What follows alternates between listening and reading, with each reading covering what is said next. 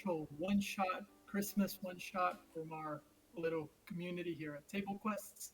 My name is Walter. I will be your friendly neighborhood dungeon master for the night. Before we get going, I just want to make a few thank yous and announcements. I would like first to thank you to Eichwald88, the username on Reddit for our battle maps that we might or may or may not use later tonight. And I would like to thank you, Arcane Anthems, for the music that not the music you're hearing right now, but music you may hear later on. I would like you to please check us out over on Twitch at Table Quests. We stream D&D 5e. We have a long-running campaign with one of our players tonight, DMing. It's every Wednesday, most Wednesdays, 7 p.m. Eastern Daylight Saving Time.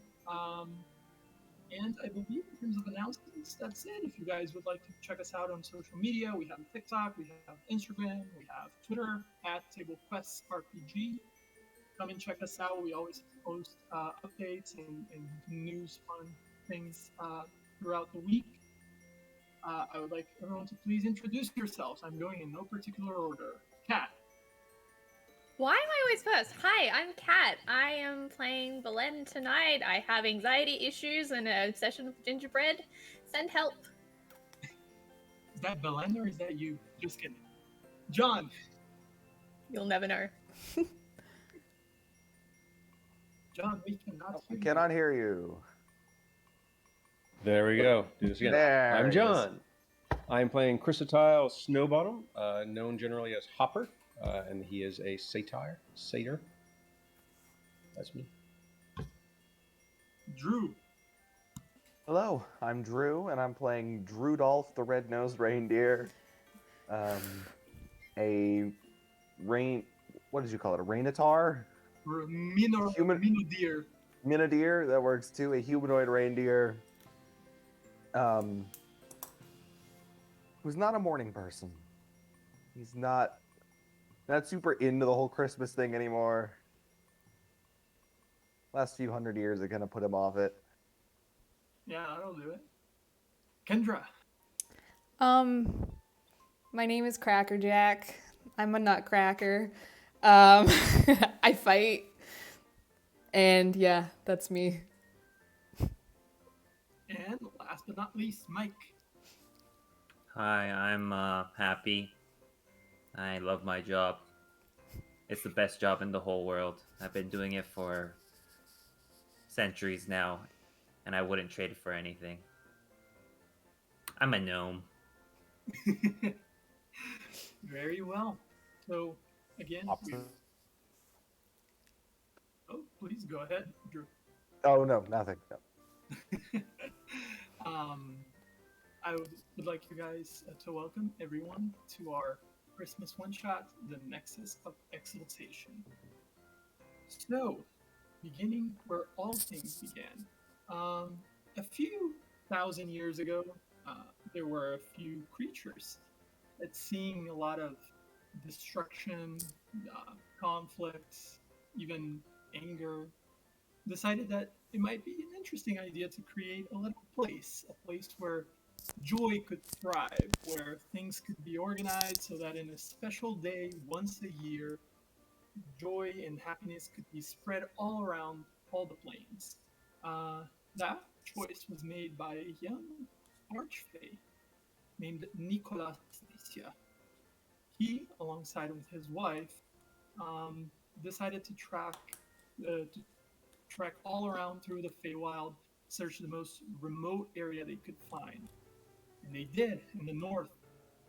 And after a few years of working to construct this region effectively, they were gifted by a entity that they don't even know, with a object called the Nexus of Exaltation.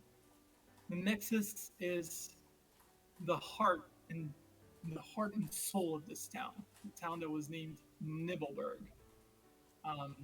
But that was millennia ago.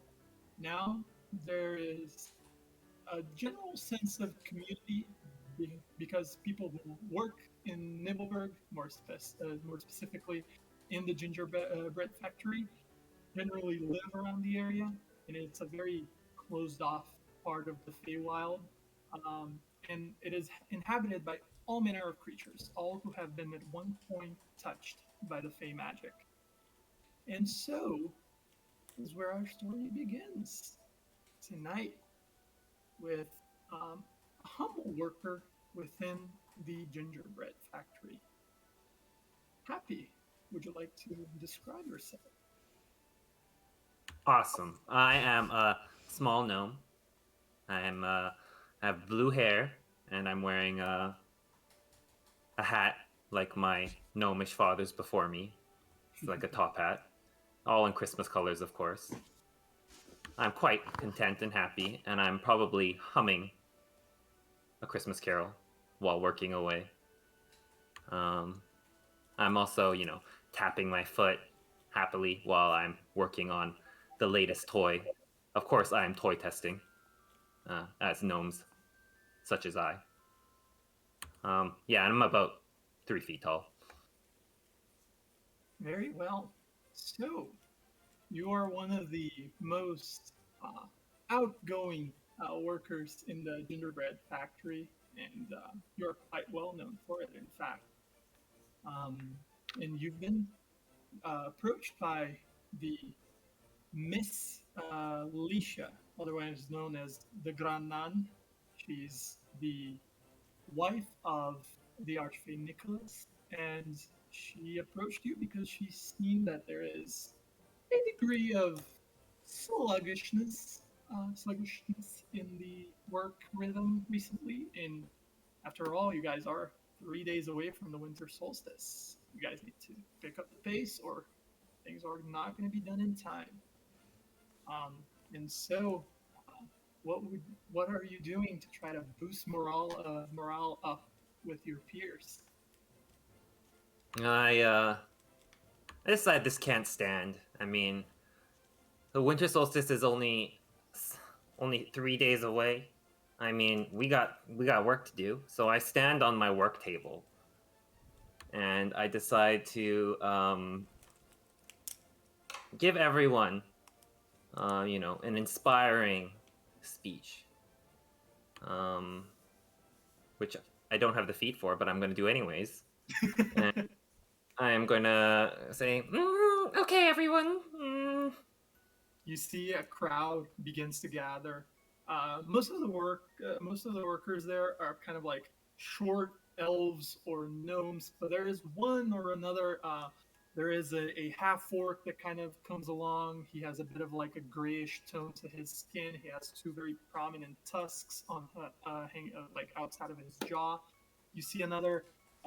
Seems to be kind of a half elvish figure, very humanoid looking, a woman with blonde, kind of very wavy, like long flowing hair.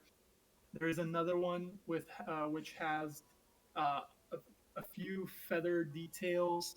You recognize her as one of the stable workers. She's one of the creatures that deal with some of the reindeer throughout the year. Not in this time, of course. This time they have a special envoy for that. But they all seem to kind of like skitter around, stop what they're doing. Like a few of them have like wood carving tools that they kind of put down and see this huge pile of people, and they kind of walk towards you. Okay, well, everyone, I know things have been hard. It's cold. You're not feeling so good about yourselves. Maybe you've been a little bit naughty, not nice. I don't know. The important thing, though, is that you keep your chin up. Even if we're under terrible, terrible working conditions, the important thing is that these kids get their presents, And they're not going to get their presents unless we work our butts off. And that's what we got to do. Okay? So I want you, And I point to the half orc. I want you to make sure you're working your butt off. And I want you, And I point to the reindeer manager. I want you to make sure those reindeers are in check. Especially, the muscular ones. And, like I said, these aren't the best working conditions, but what can you do, We gotta get those toys made. And then I promptly sit back down and start just working by myself. you give this rousing speech to the workers, and as it seems like it's crescendoing, all of a sudden it just ends, and you sit down. But as you begin to sit down and you see the like crowd of people around you begin to clear, you see one very grumpy flying little fairy, and she's just like, "What did you just say about working conditions?" Kat, would you please describe your character? You see before you as Walt said, a very small fairy. She's got glittering bronze skin and cropped dark hair. She's lugging around a tome, uh, very tiny, but for her it's quite large, with very frayed edges, and you can see like she's stress gripping this thing with white knuckles, and she's just kind of flying back and forth, pacing. Just you can't just do things like this. You're gonna kill morale with these sorts of speeches. I mean, what was that ending? You need to get better at this if you're going to have a speech at all. And I mean, this is not the kind of things that we need at this time of the year. It's already behind schedule. And there's like just access Nexus. And oh god, it's just. So, What's your job? I'm a toy tester. How's that going? Well, I've been working on the Mr. Potato Heads, and some of them are missing noses. I don't know if that bothers you or not, but Just. And she's gonna pull out a thing of gingerbread and she's just gonna start gnawing on it and find the noses, okay? Find the noses. I need to just okay. find peace. And she's just gonna fly off in a direction, just.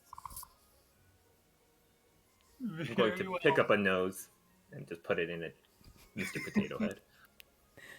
So as Happy, you're beginning to like wonder, because you remember there was a box of noses somewhere around, and you begin to look, and it's a very large space. It's a large factory, kind of like a warehouse. It's open. It doesn't have many rooms. It's kind of like one open, very long space. And it's all made of wood. It's kind of dark wood on the flooring, and then it has almost basically like cut in half pillars of wood, like trunks of trees that have been basically cut in half and placed side by side.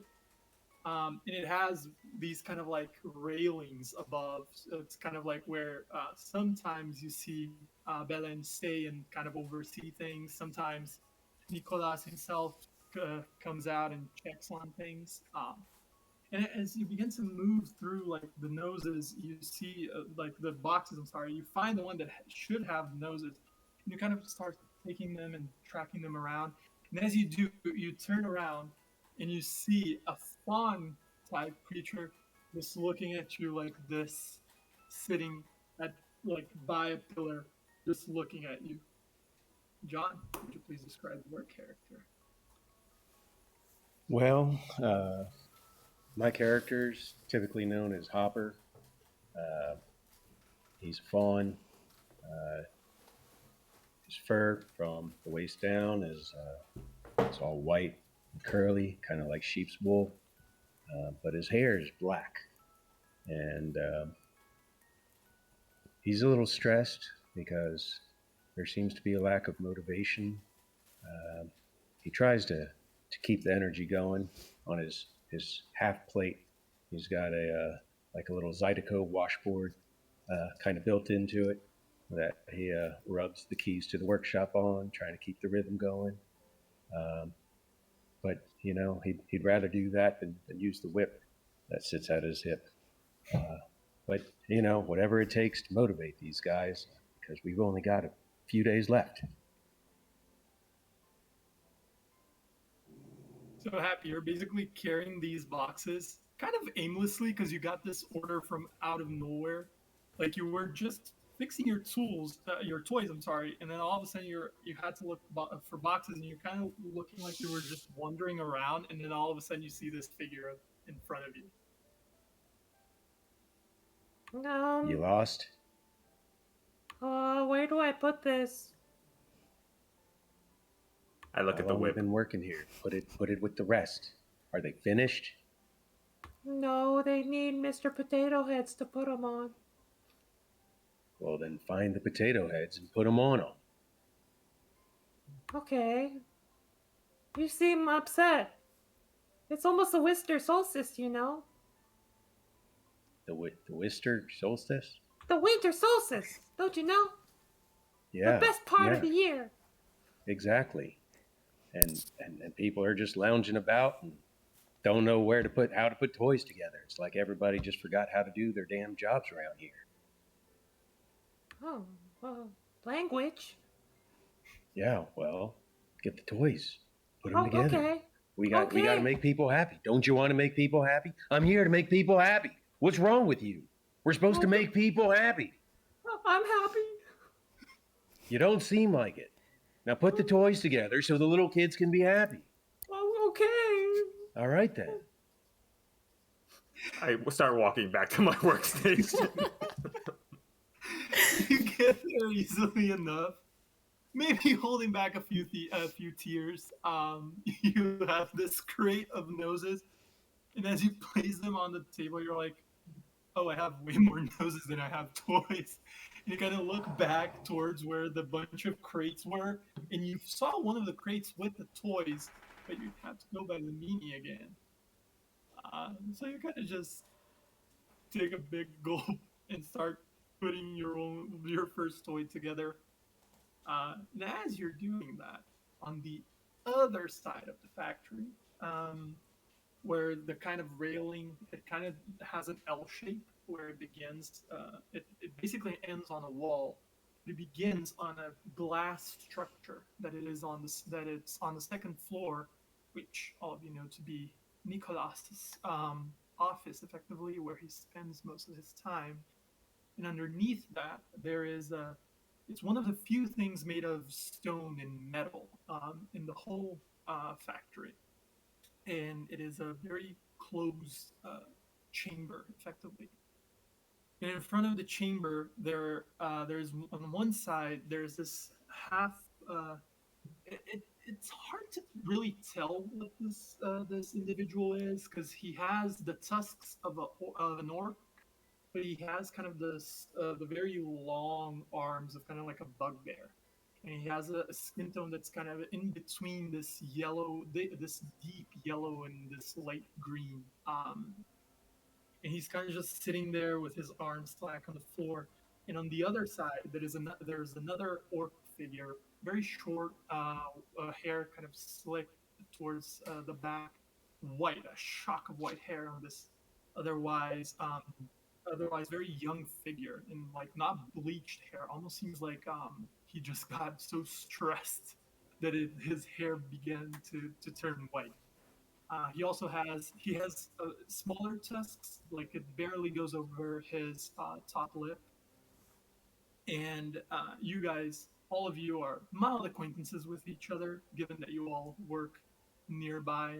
The bugbear-ish entity is called Octavian, and the half-orcish individual is called Hector. And in front of Hector, there is this figure. It's kind of like slumped down and like doing this with its nose, and it kind of looks up and like, "Can I help?" And Hector goes, "Jack, you know you can't be here, right?"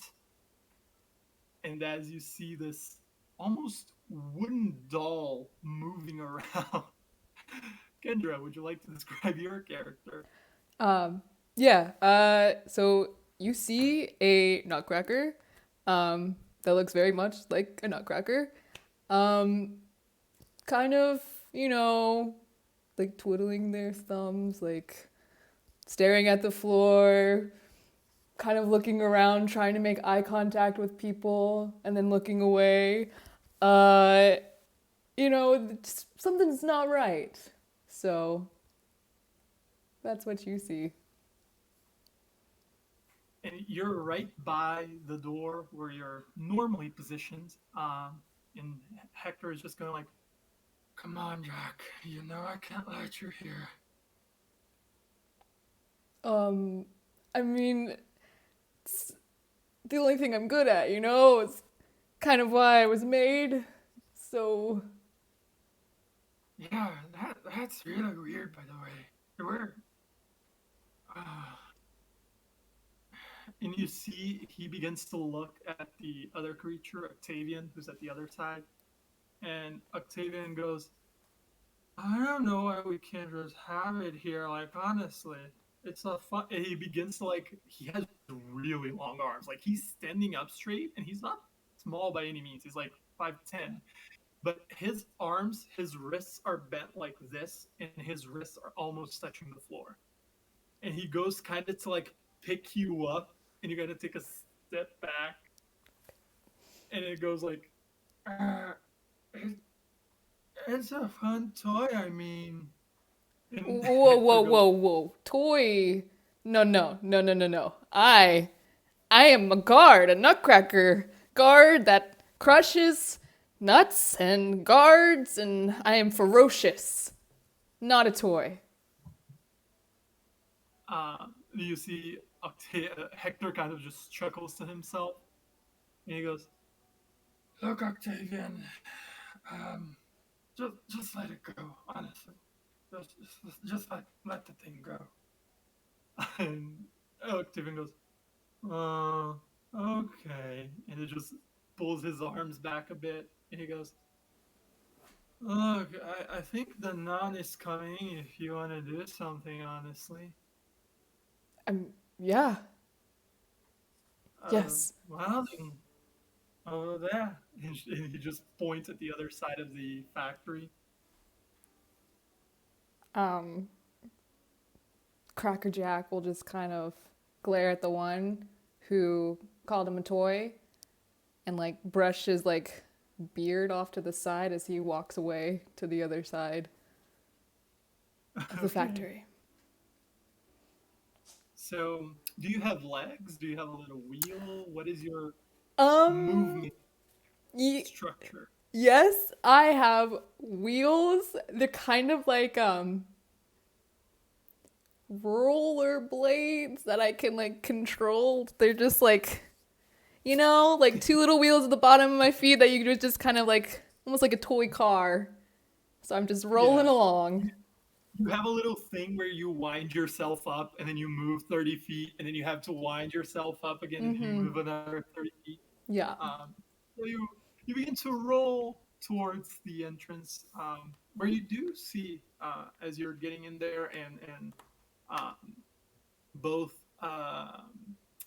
Belen and Hopper, and also Happy, because you're all kind of in that section of the factory. You see the main door open, which is not very common when it's not like getting in and getting out of shift times. You see this kind of uh, furball looking creature, a woman with very, very, very long, voluptuous white hair. She's wearing a red robe that covers from her shoulders, and it has a bit of a turtleneck all the way down to her ankles. You can just barely see her feet. She has a little bit of a gray, not necessarily fur, it's more like, and it's not her skin also. It has two white spots around her eyes, which her eyes are deep, deep green. And instead of having those kind of like slanted furball ears, they kind of move back and kind of point themselves, almost like a elf would. You recognize this as obviously the Grand Nan, the wife of Nicolas. And she walks, she almost kind of floats by. Her moves are very gentle. When she moves, it's almost like she's made of this, as of a silky material as her robes are. And she opens and she goes, "Oh, hello, kids. Um, Drudolf, the purchases." And she yells back, and what enters is Yes. What enters is a humanoid reindeer standing on two legs, which are both bundled up in fur boots, as is the large winter coat that he has wrapped around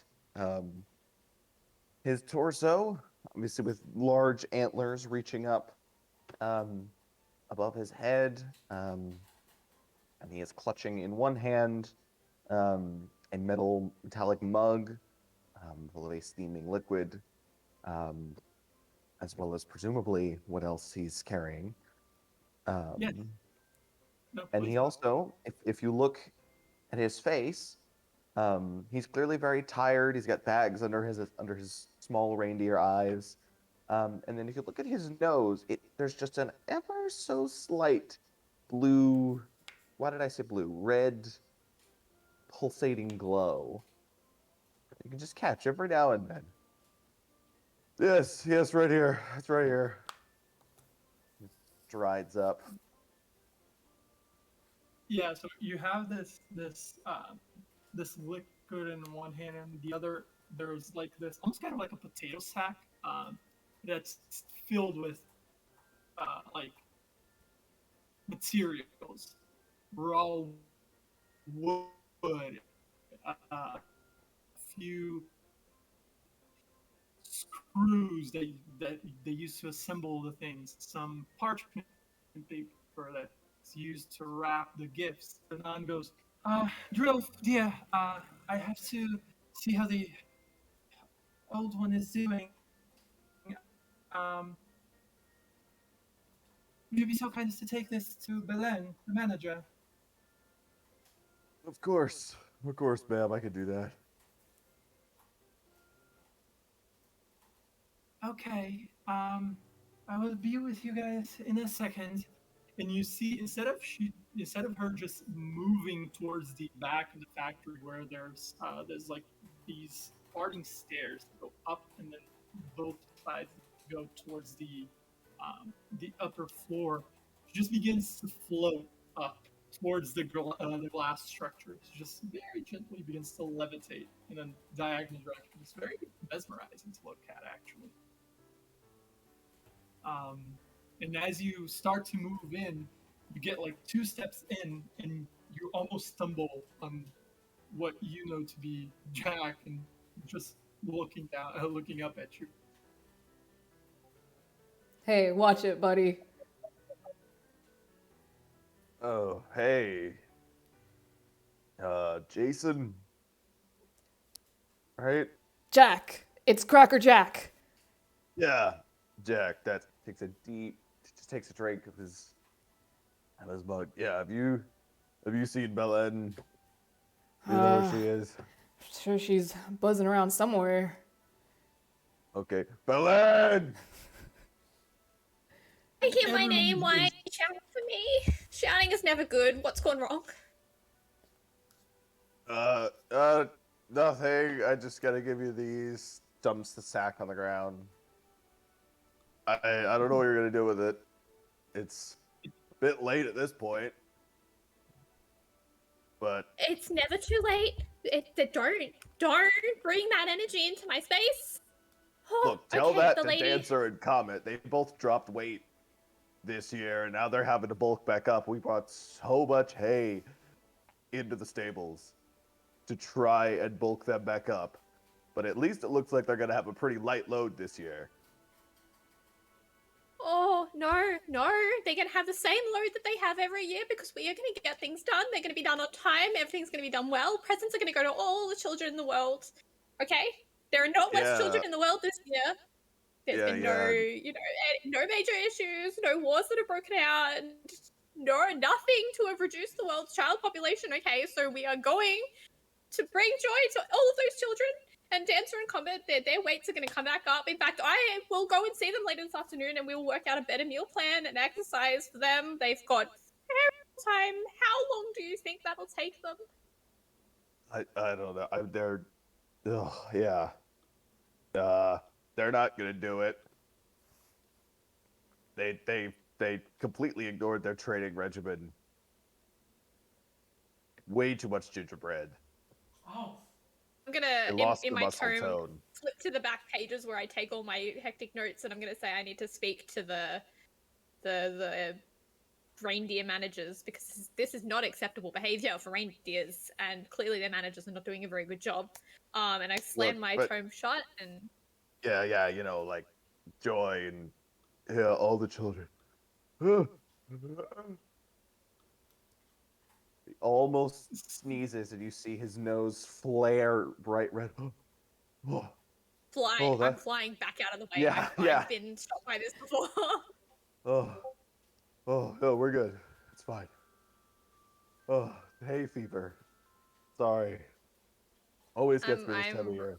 reluctantly gonna fly forward, just watching out for that nose.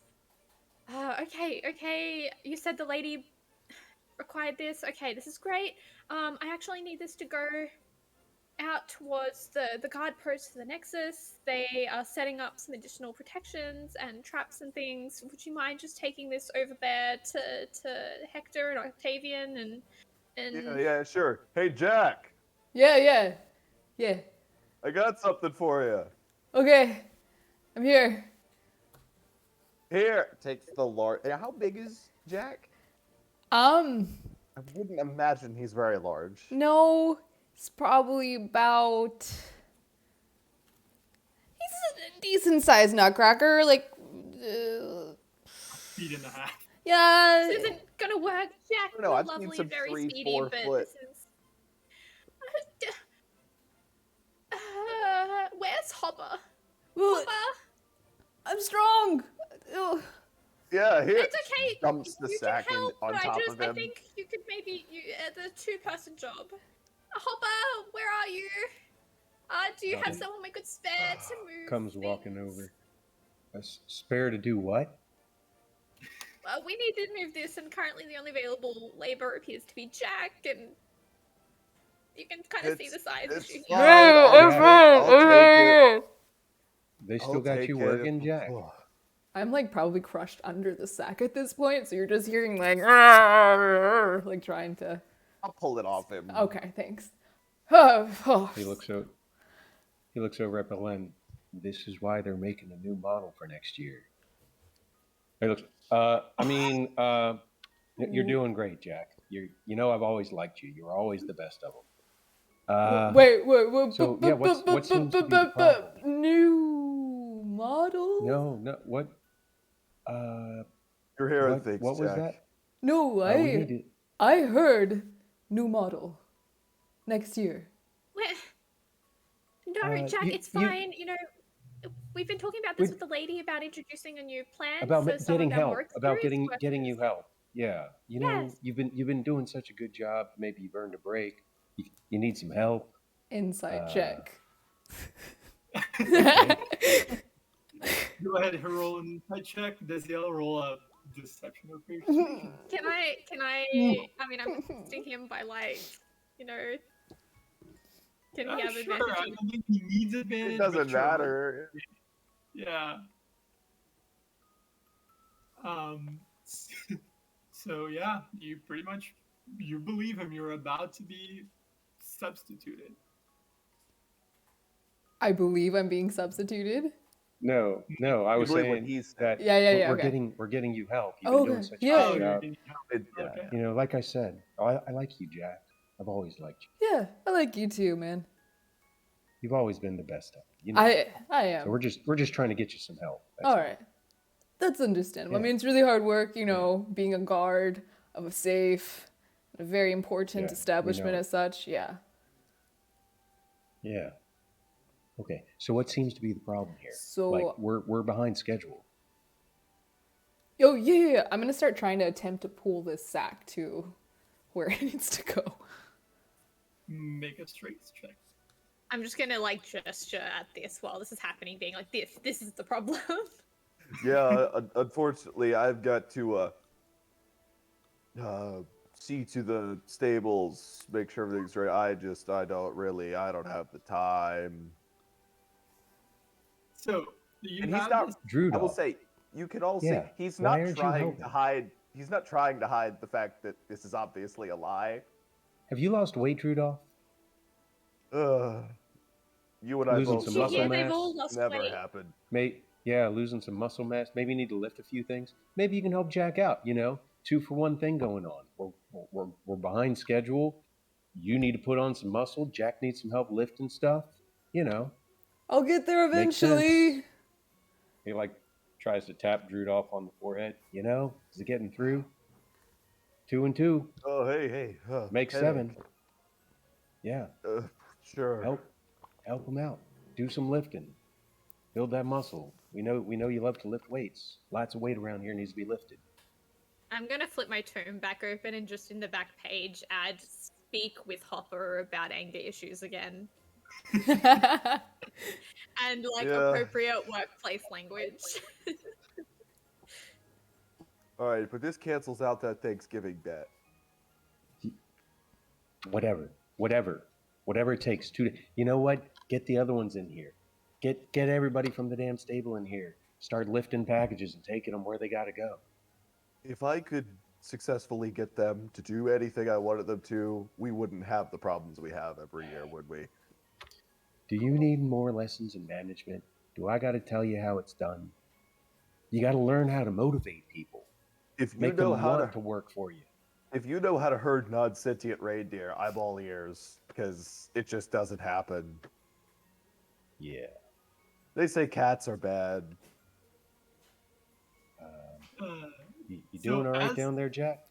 Yeah. Yeah. As this whole conversation is going, Jack has this twisted up the end of the of this large sack of just toys and materials and things, and you begin to see its wheels begin to smoke a little bit from the sheer traction that it's making to try to move this. Very slowly it begins to move, but it's like it moved like 3 inches. Come on, Drudolf. Oh Just help him out. no, Help where him there's out. smoke, there's fire. Fire belongs in the gingerbread kitchen. No. I'll roll his eyes, step forward, and grab the sack. All right, buddy, I got you. There I'm you go. still gonna hold on to the sack as best as I can my and just walk God. with Yeah. it. Just- Oh so my gosh. I guess I pick up you and the sack. Yeah. So just I'm holding on. I'm helping. So you're holding, and so Jack is dangling in front of your shoulder, and then there's this whole large sack in the back. And as you move, Jack kind of goes forward and back a bit with the motion of your movement. So about every 4 steps, Jack just goes boom into your back. Boom, boom, as you walk towards the back. This is fun. As you're finishing, sure. As you're finishing this little trek to go, Jack, I would like you to roll a, let's call this a insight check. Oh, because I did really good on the first one. 16, okay. So as you begin to move, you've already been feeling a little sluggish and a little, like you haven't been on your best self recently, especially since they took you off protecting the chamber. But as you get closer and closer to the chamber, you feel almost as if you had begun to be weighted down by something. And it's not like on your shoulders or any physical part of you, it's just like you as a whole. If gravity began to pull you down with a little more strength than normal. You notice that happened earlier also when you were trying to convince Hector and Octavian to just chill around the chamber. And as you're having that thought, everyone on the factory just hears a what coming from the glass chamber above, from the glass room above. So kind of like everybody turns and looks up.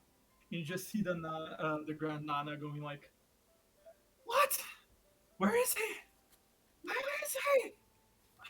And she kind of again gently floats out and goes, "Where's Nicholas? Where is he?"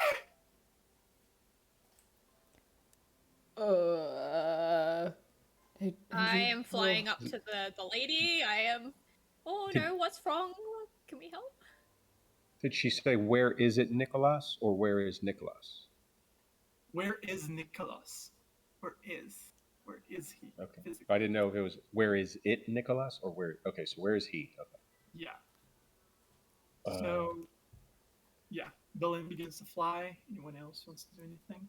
Hey, Um, Drudolf, turn this thing around. I'm going to start heading that way, using my mirthful leap to help get me up there a little more quickly. Okay, so you kind of just take a few steps, and you have your knees are bent in a way that's very very preponderant to doing these kind of long jumps, and you just take one, you guys just hear these hoofs on the floor going, and he just jumps up, and you can grab yourself at a railing if you'd like, or at her. Absolutely. Although she buys it. So you kind of grab yourself by one arm, and you're just kind of in a position like grabbing yourself on the railing on the second floor, kind of near her. And as Belen begins to fly up, she goes, "Where is he, Belen?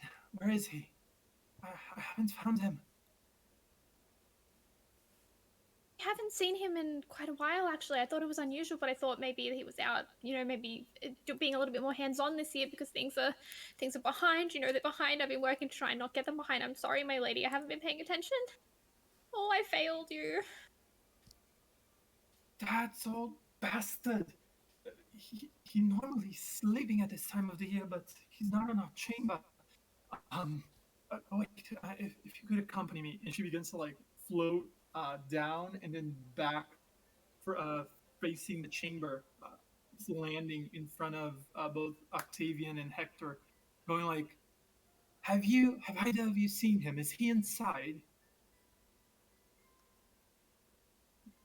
And then Hector kind of just like, they were not physically present at all, like before the screen, and they're kind of like pulling their things. They have a little armband, and they kind of begin to fix their armband, and they're fixing their suits, and they go like, "My lady, no, the chamber has been closed for almost a week now. No one has gone in yet."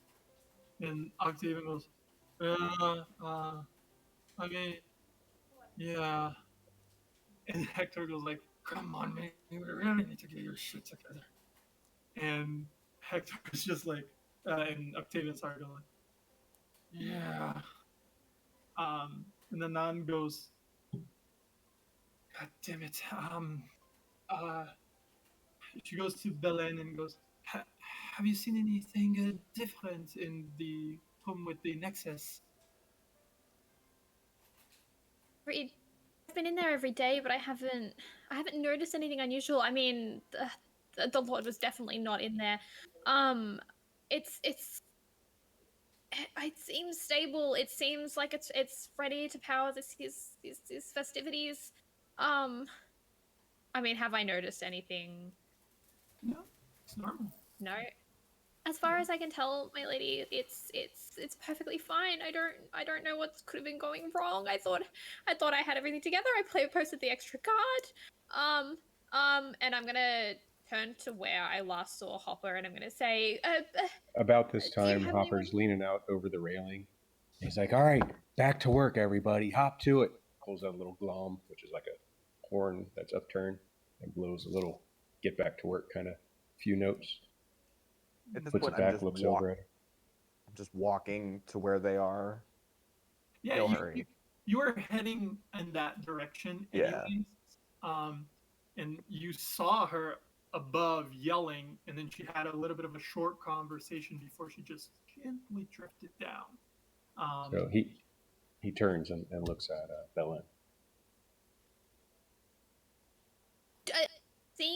Have you seen a lot around at any point? I mean, Yeah, maybe well, any of your workers late at night. as an assistant of his, when's the last time I've seen him? You've seen him in the beginning, because now it's mid-afternoon. You've seen him in the morning. He was on his chamber, like above on the rooms. I mean, not on the kind of like office.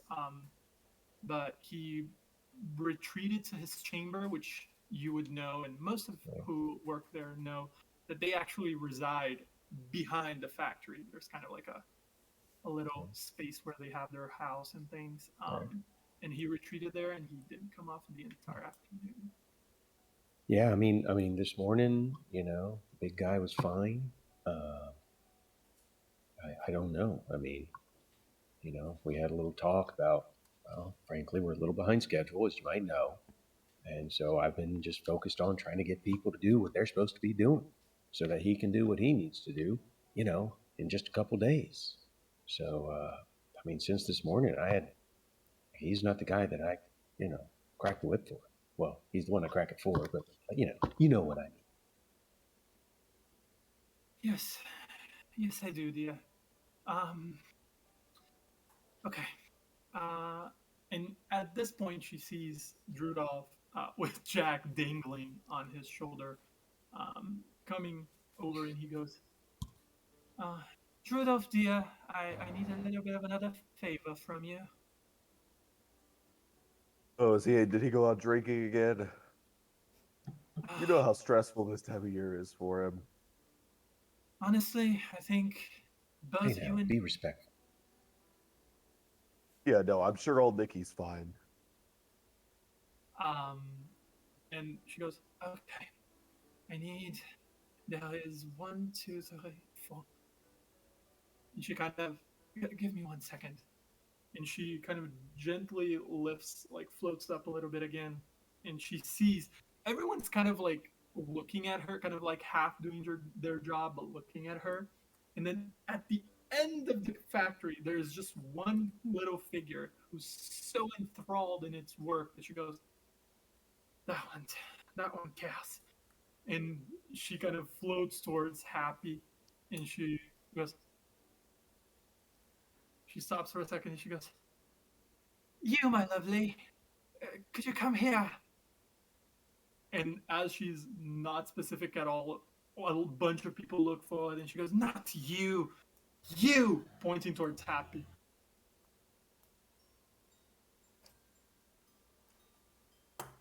Happy looks like he's defusing a bomb, but he's just putting the nose on the Mr. Potato Head.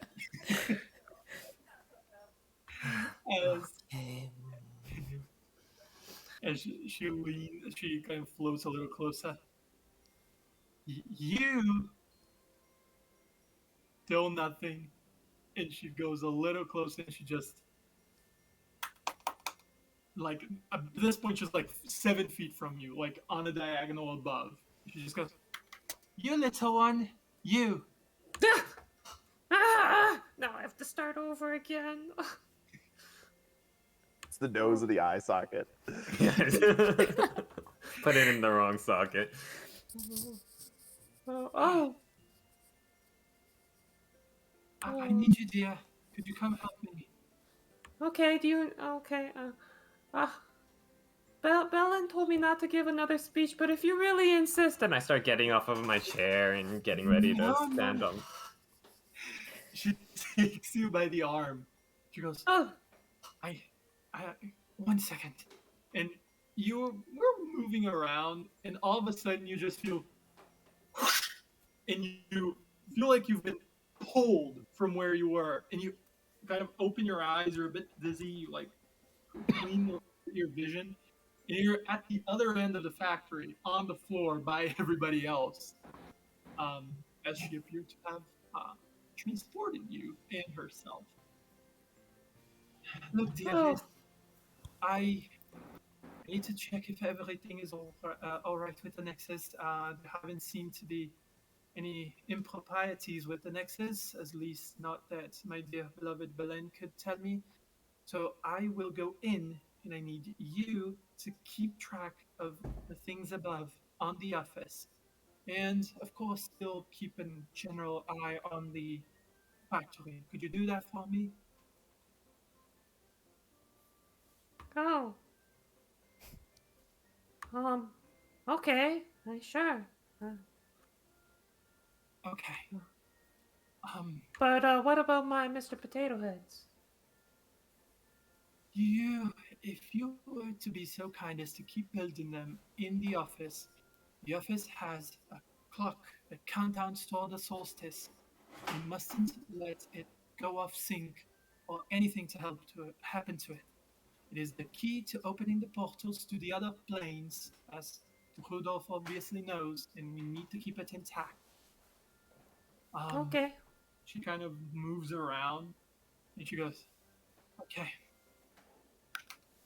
She just kind of claps forward towards Hector and Octavian. Octavian is kind of very not there mentally, like spiritually. He is there physically, but his head is somewhere else. And Hector goes, "Yes, my lady." He begins to pull this large, heavy, like it seems like it's almost a safe door, like those bank vaults, you know. He begins to pry it open. Well, not pry it open, but like open it up for her. When that happens, both Belen and Jack, you get hit with all of a sudden your vision goes kind of for a split second bright white, and there's something wrong. And you kind of just like for half a second you're stunned, but when things clear up again, she's already gone in, and the door is beginning to close behind her. I am jetting in after her. There's something wrong. There's something wrong. That's not normal. There's something wrong. As you begin to move, Hector just goes, "Can't let you go in." Even though you're his superior. You can't let me go in. I put you here. Well, Gave you that order. he kind of stops. He like closes, like his brow goes down. He goes, I don't know, but he's still not opening, but he thinks he's like processing something. He goes, "Look,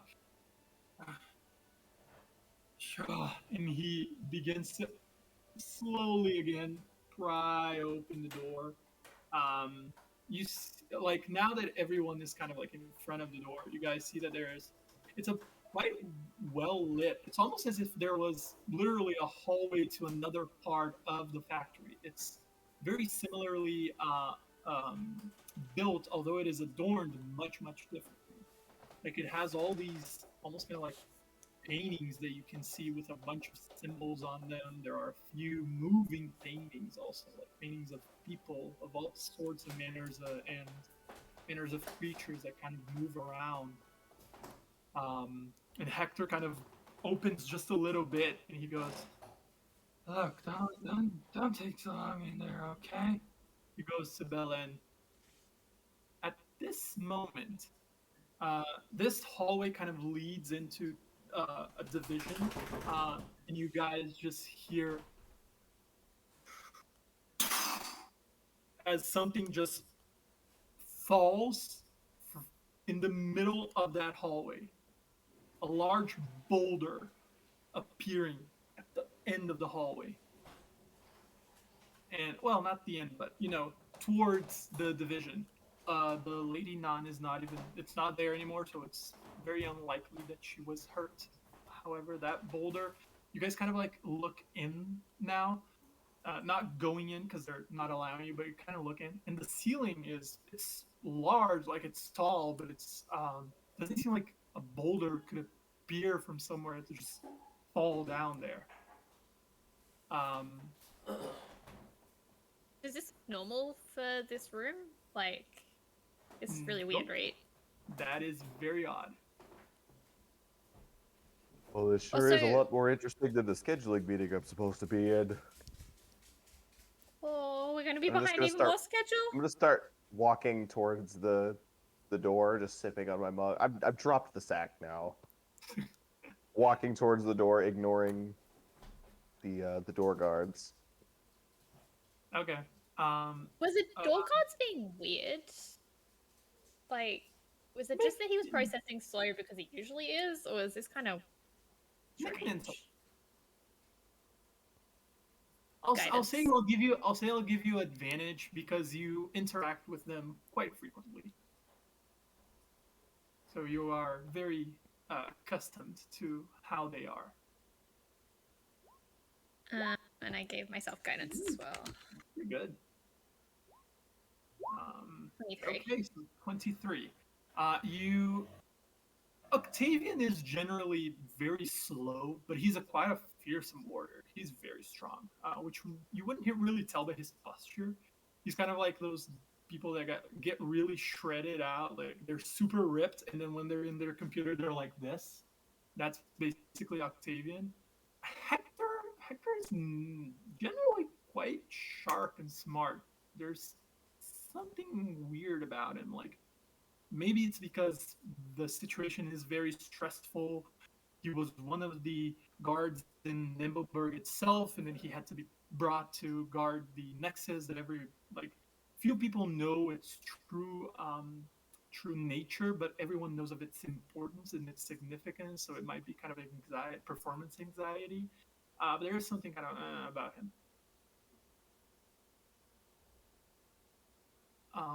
But so yeah, as that happened, Drudolf begins to move, and Hector goes, "Come on, man, I can't let you go by." Can I kind of I don't know how loud my wheels are, but can I wheel into the room like underneath Drudolf's like legs, like in between, like sneakily, like just. Sure, make a stealth Now, check. can I help by saying something to distract him? Sure. Go ahead. Look, Hansel, this is official Slay Squadron business. It's between me and the big man. I'm sorry, it overrides everything. Nothing I can do.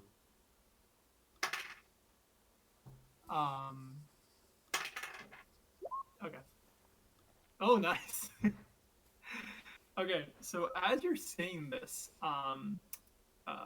Happy, who's I believe the most observant of all of you, most perceptive, I should say, just kind of looks in. Actually, no. Hopper also notices this.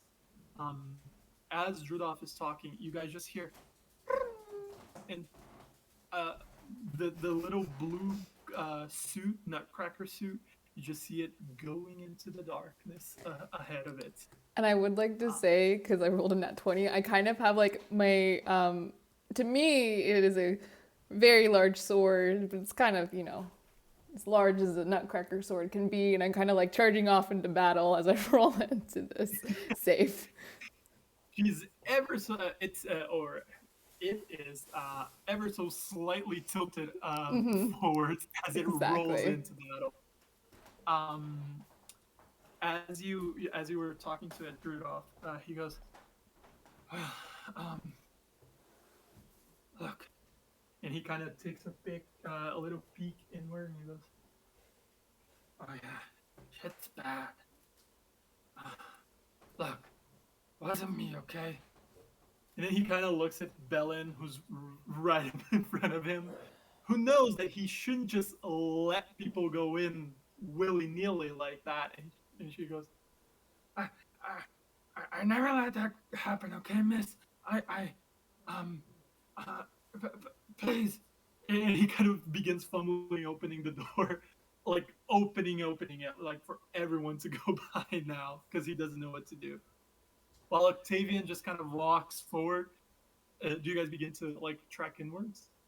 Before we go in, I'm going to give the two of them a deadpan stare, and I say, after we go in, you close it, and it stays closed unless we come back. So sure, you guys begin to move forward. And as the last of which one would be the last of you to go in, to enter? And I'm I'll just be the walking la- in. I'm walking the in when last he one. opens the door. So Okay, so Happy is the last one. I'm looking at my Mr. Potato Heads as I walk in. Okay. Well, thanks, Hansel. Thanks, Olivia.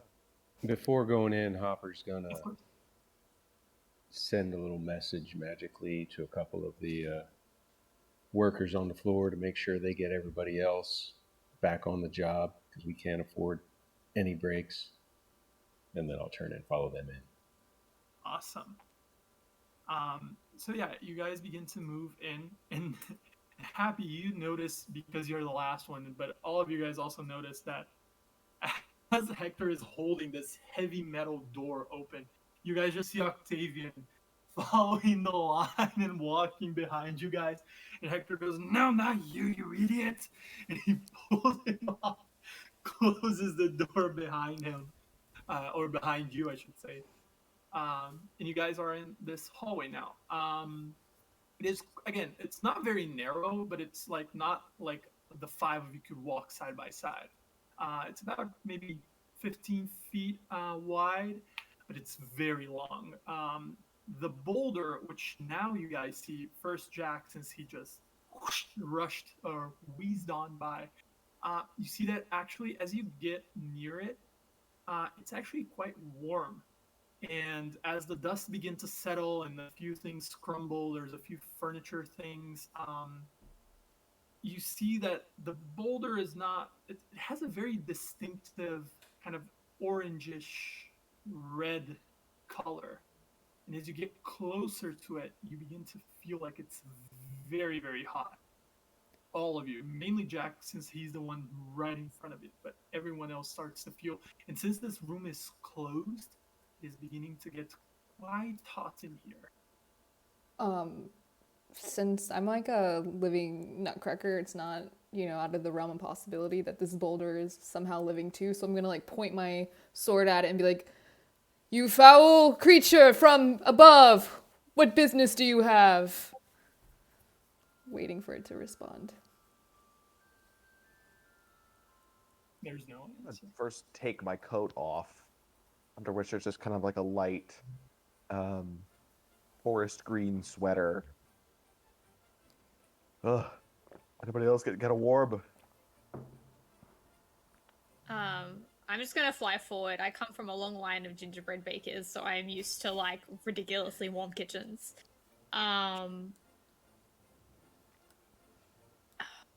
Does it just look like a hot rock? Like, It seems like a boulder that is. Make a perception. Like, how close do you get to it? Like within. as 5, close as 10. I can. Okay. As you get within about 15 feet of it, I would like you to make a Constitution saving throw. Meanwhile, Hopper looks at Drudolf, kind of nods. Yeah, it's hot. He takes the steel drum off of his back. Like, man, it's hot. He just kind of puts it on his arm like a shield. Looks around, decides to cast light on it, just so we have some extra light. Gotcha. So as Belen starts to go forward, she actually passed his Jack, and as you get again within about 15 feet of it, it is really hot, like really, really hot.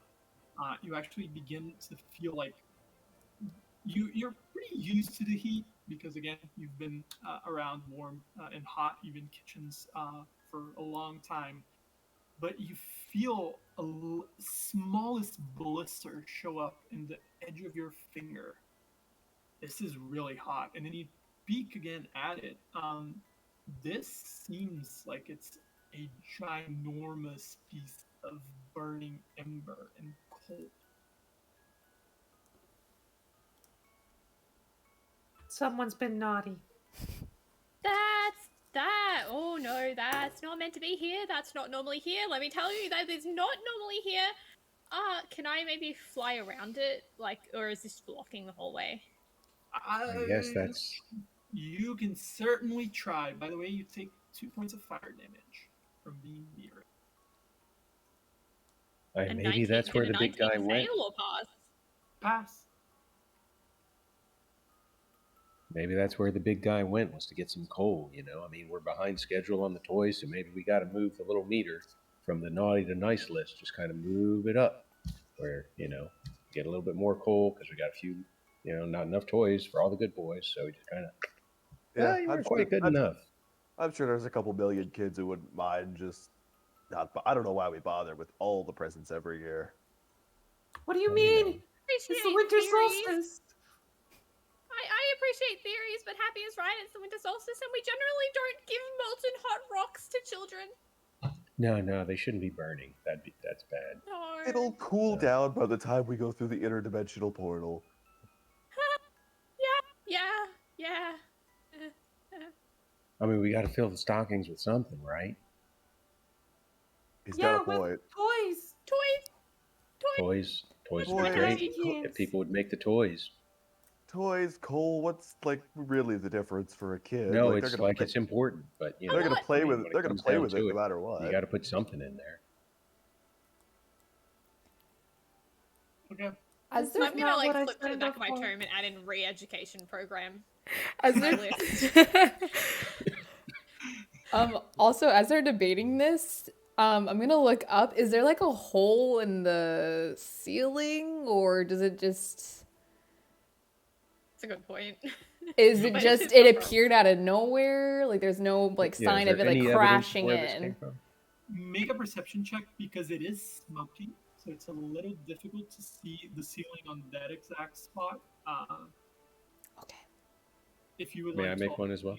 yes. Anyone who would like to, Yes. or I would like. also, actually, I'll be fair. If you guys want to take a little more time, like having a thorough look around, you could choose to make an investigation check. Can I use my magic awareness just to see if there's anything going on here? Sure. Read me the ability, please. Yes. No, it's not rage. Where'd it go? I would like to rage. Yeah, so as an action, I can open my awareness up to the presence of concentrated magic. Until the end of your next turn, you know the location of any spell or magic item within 60 feet of you that isn't behind total cover. When you sense a spell, you learn which school of magic it belongs to.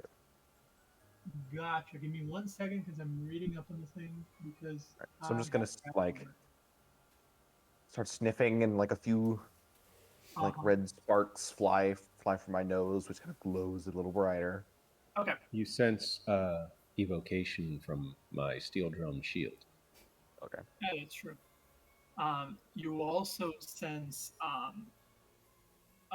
looking at Jack, who's ahead of you now, you actually sense a little bit of necrotic energy from it. But you actually will make an Arcana check, which I'm sure you're amazing at. Fantastic at that. Huh. Jack's dead. Jack's a zombie. Yeah, that's about what I expected. He is kind of getting up there. Jack's just dead. That's why we're replacing him, right? Yeah. What? Have you seen the new models? What? The There's that captain word of again. They made them out of tin this time instead of wood. It's a lot more durable. I'm durable. Yeah, sure. You're great, Jack. No. It's okay. We'll use your parts to make more toys. No parts, Jack. Guys. Stop it. Jack, What? you got nothing to worry about.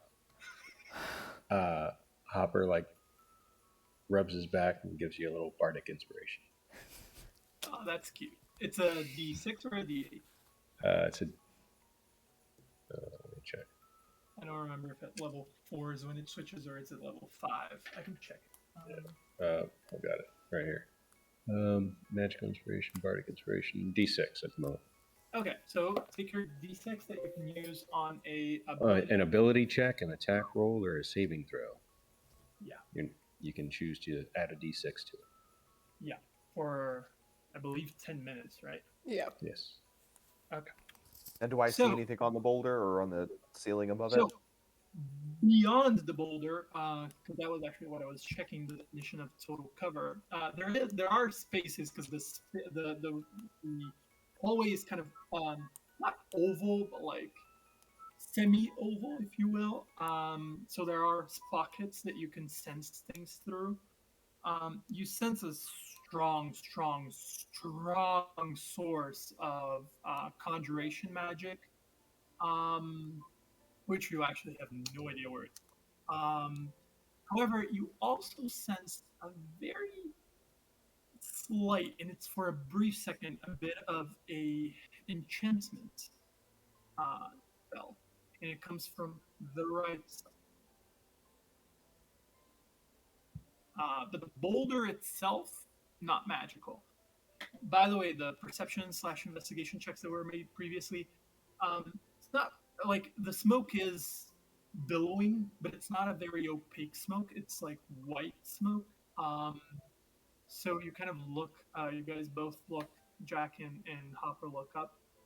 The ceiling seems intact. It mostly seems like there are splinters of wood that like jotted out of the sides or of the floor upwards, instead of what you would normally think it would be kind of like the other way around. Okay. So that's what you see. Happy doesn't look immediately right, goes- does it? Sorry? Yeah, does it look right? What do you mean? Does it look right? The ceiling? I said it doesn't look right. Yeah, ceiling, Oh. like you said, splintered up. Yeah. And instead, Yeah. yeah. So Yeah. Hopper turns and says, "That doesn't look right, does it?" No, I'm gonna fix it. I'm gonna walk up and start trying to mend things. The wall. Yeah, I'm just trying my best. Like, Oh, What's the range on mending? I think it's a touch spell. Touch. Yeah. Okay, so again, also as you get closer, this heat is just unbearable. Make a Constitution saving throw for me. oh boy. Is there a Constitution. hole that we can look through in the ceiling? Like, can we see anything? No. Nope. It's- While he's roasting himself, can I start ritual casting floating disc? Are you going to sleep? Sure. Okay. Can I have some more water? Oh, 21. Pretty good. You take 1 point of fire damage. Ow. Oh, I'm still going. I'm just keep mending while I'm Yeah, I'm gonna have you roll a few Constitution saving throws then, because this is a continual effect. But before that, well, actually, it would be 10 minutes. So unless someone wants to do another thing immediately, I would ask you to make another Constitution saving throw.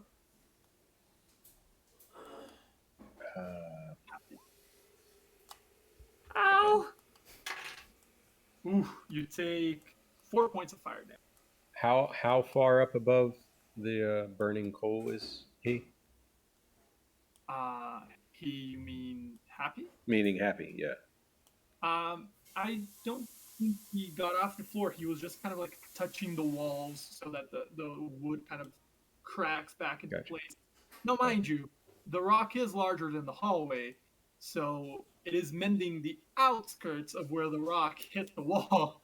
So it's not like it's going to be pristine once you finish it, but it is like splintering around. And as you take those off, actually, a lot of the splinters that were above begin to get away, and it just reaffirms that idea that the ceiling is pristine. I'll ask you one last Constitution save for this. Is there room before he mends the wall? Would there be room to get past the boulder if he didn't mend the wall? Not by No. the sides. It's kind of like, think of a round shape in a square that's basically Yeah, okay. I got you. half the side of the square is the same as the radius of the circle. So there's kind of like Gotcha. little triangles above and below. That's the Gotcha. side But of is it big enough for Jack to get through? Yeah. It is big enough. It's about a 2 feet wide gap. So probably both Jack and Bellin could get through, because I'm pretty sure fairies are tiny creatures, aren't they? Or are they small? If I can fit No, I through. think I am tiny.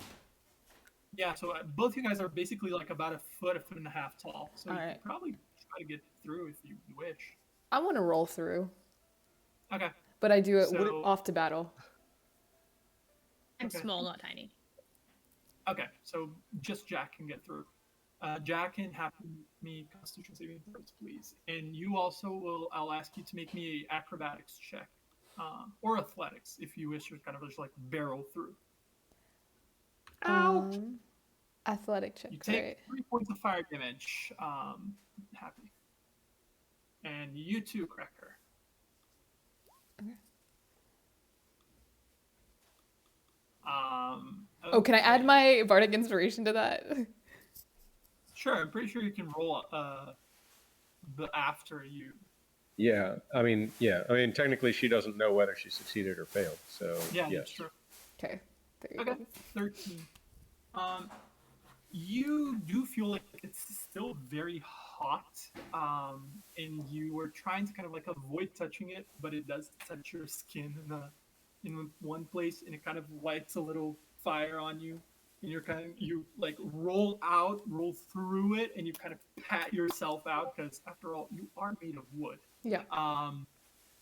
But you do take 4 points of fire damage. And you're at the other side of the rock now. What you see is normal, absolutely normal. Like, again, there's splinters a few ways, but it's what you would imagine the ending, like what you saw the ending of the hallway to be. Just two doors, one to the left, one to the right. Neither marked, both exactly the same.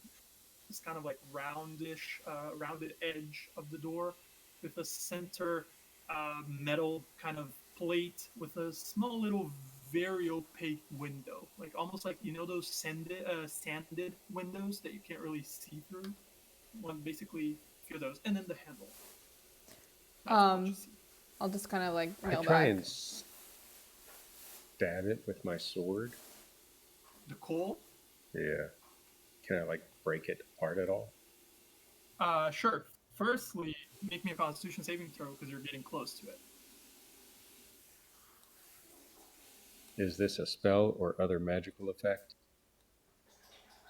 Yes, it is. You would have advantage, you motherfucker. 13, okay. You take 3 points of fire damage. So you kind of take your sword, make an attack, I guess. Creature. That hits. Roll damage.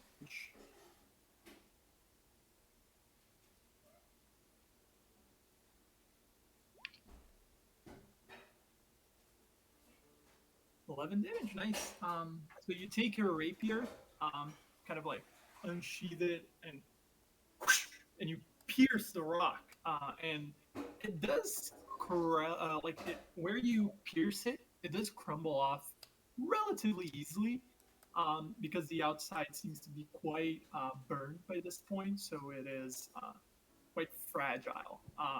But you feel that when you used your rapier, when you finished piercing it, it did seem to be quite stern in the middle. Probably because it hasn't burned so much inside. So it's not a creature. So you Yep. make your determination. But I would like to stab it a second time with booming blade. Sure. Okay. So I will try Yeah, roll for an attack. booming blade on it. Okay. That hits. Hey, Tad, Go is ahead there and roll fruit damage, left over plus from the your salad D8 yesterday? from Booming Blade. Okay. A little bit, Okay. not So- much. That's okay. I'm just gonna eat it later. So 21. Oh, I don't know why I did that. But 8 because get, it didn't. 15. It's the first, and if it moves, yeah. Yeah. So 15 total damage. You guys just see Hopper kind of poke it once, a few things of ash and a little bit of cracked rock crumbles, and he goes, "Huh," and then he just, and this time you guys hear a boom, almost like a thunder sound, and hits it, and little sparks of lightning arc through the rock. Its entire surface area, the part that has been burned mostly, crumbles away, and it becomes a much smaller boulder. It's still there, like it boom, boom, boom, falls to the floor, but it's basically its core at this point. And actually, the core, while hot, it's not dirty anymore. It was just the outside, and there's just like a bunch of embers, and then this blur. There's plenty of space for you guys to pass by it. You can now see Jack. When he turns and looks at Drudolf, because Drudolf's the only one that's still on this side of the boulder with me, right? No, everyone. no, I'm over here as well. Oh, Yeah, you're so over it's here. happy. Yeah, just Oh, Jack. I thought the tiny ones went around the boulder.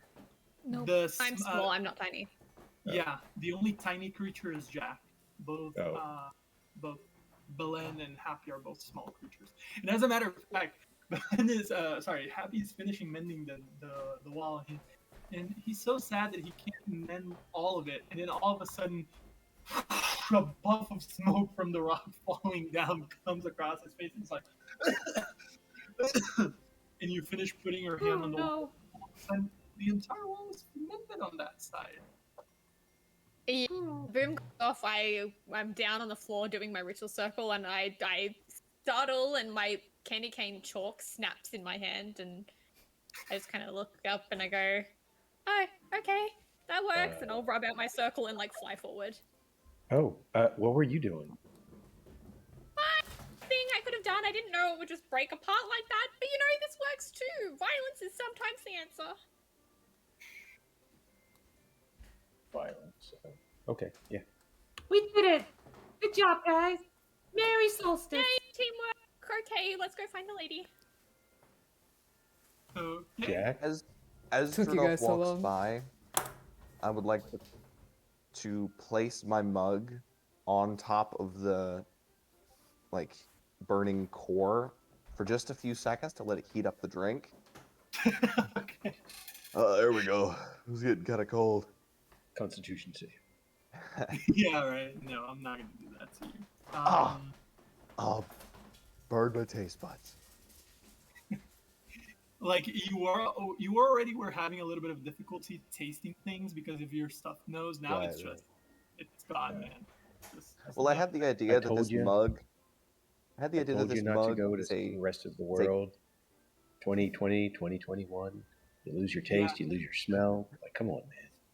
I had the idea that this was a magic item that never runs out of hot chocolate, but it's always either slightly too cold or slightly too hot, and you could just never get it within the right range. It went from slightly too hot to burn mouth hot. Because that is a very large piece of coal. But anyways, you guys move by and you find Jack at the other side again, kind of looking at this division, this segmentation of the hallway. Oh, Jack, you made it. Yo, what took you guys so long? I mean, come on. Got work to do. Yeah, well. You're right. You're right. What can I say? When you're right, and you're right. Thank you. Wait, are we going right?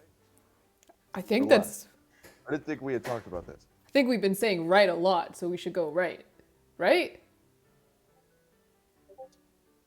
Right. Hey. Right? Hey, Jack. Can I Yeah. can I see your sword? Just Oh. he kind of like reaches out. Hey man, be towards careful. just one- It's really can heavy. he just like touches the tip of it and casts light, and so the light disappears from his shield, and your sword becomes a light. Okay, thanks.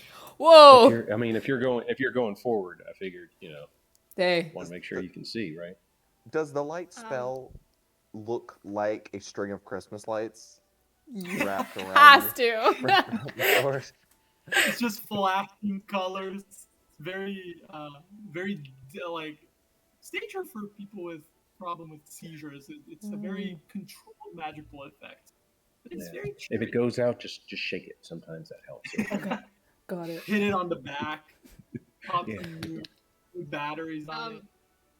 I'm gonna fly ahead of Jack because I'm now gonna fall into that sad pit of I have devil's sight, so I can't see in dim light, but I can see in darkness or in normal light. Whoa! Okay. The last portion of the hallway, like division, you are going right or left? Sorry. Right. Oh, yeah. So right. are we at a T intersection, like right at a dead end? Like It's kind of like a Y. So like the Okay. hallway comes this way, and then and none of us have any idea. Like none of us have ever been here.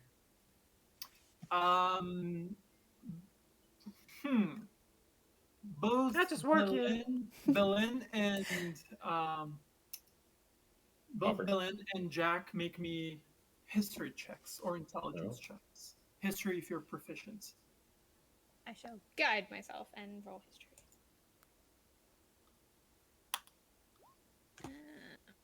19, nice. Plus guidance also. 22 total. Okay. Jack, you first. You've been here before, however, you were only going the other way around. You remember a few, maybe dozen years ago, being carried out in the loving arms of Mr. Nicolas. But you don't really remember because he actually had you facing his belly instead of facing outward, so you don't really remember which side you came out of. Just remember that large red robe that he wears with a very itchy, like almost kind of like not really feathers, but like fur things that he uses as adornment on his red robes, and that was very itchy and very annoying. Um, but you, Belen, as the overseer of the Nexus, you haven't ever gone into it, but you've seen quite a lot of times when both the lady and the lord, they said they were going to do any kind of business related to the Nexus, they usually went to the right door.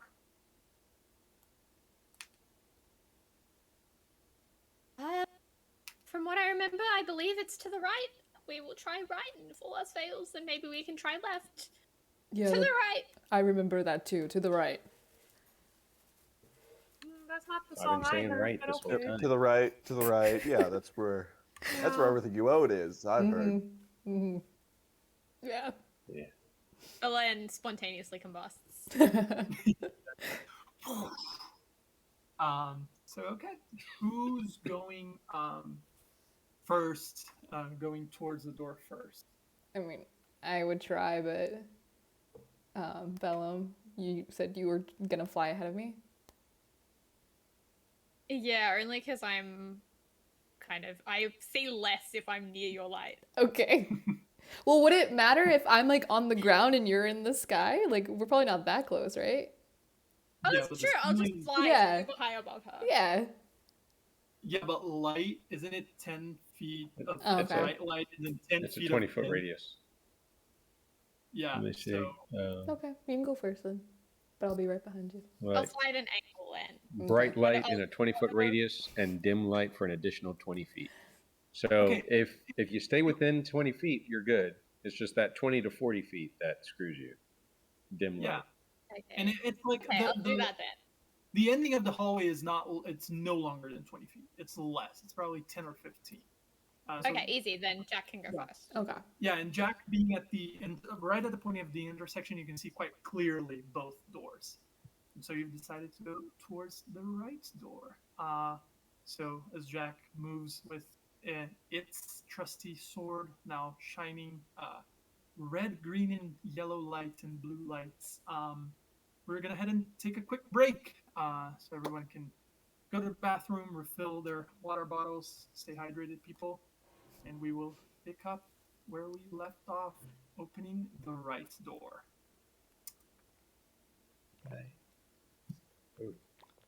Shit out the candy. Where's the candy?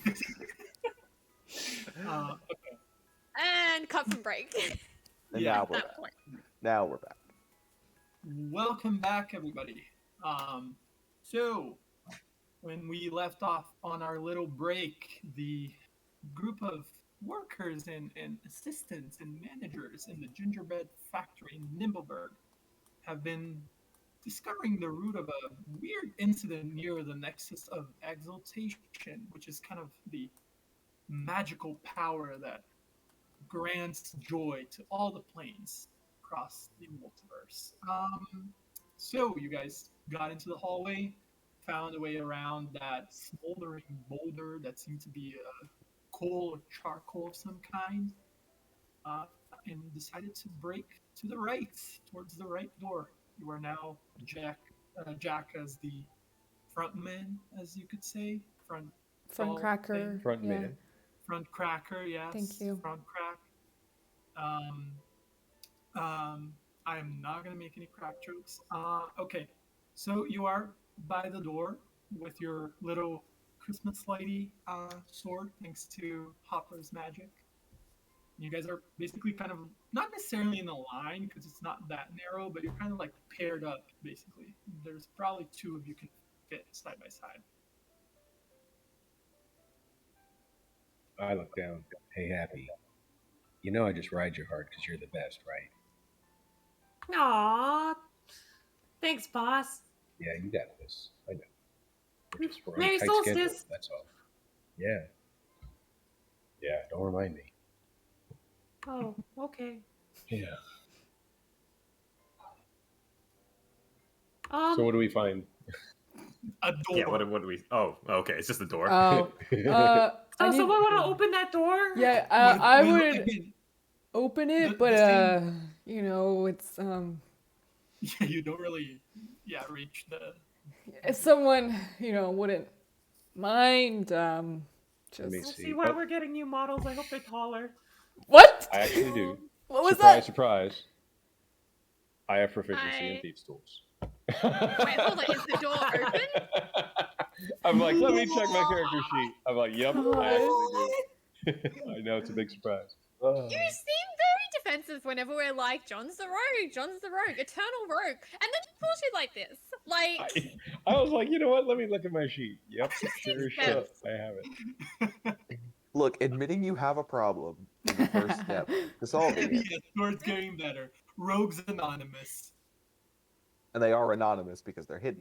Ooh. You actually don't know who they are. They've effectively used a they disguise can kit. never get help. Mm-hmm. Yeah. Well, guys, welcome to the meeting. I see a lot of new faces around here, and I gotta say, I'm really disappointed. Still using those disguise kits. We're gonna work on that through the week. I also have Tinker's tools. Nice. Anyway, well, I mean, is it locked? Somebody check the handle? Like, what are we waiting on?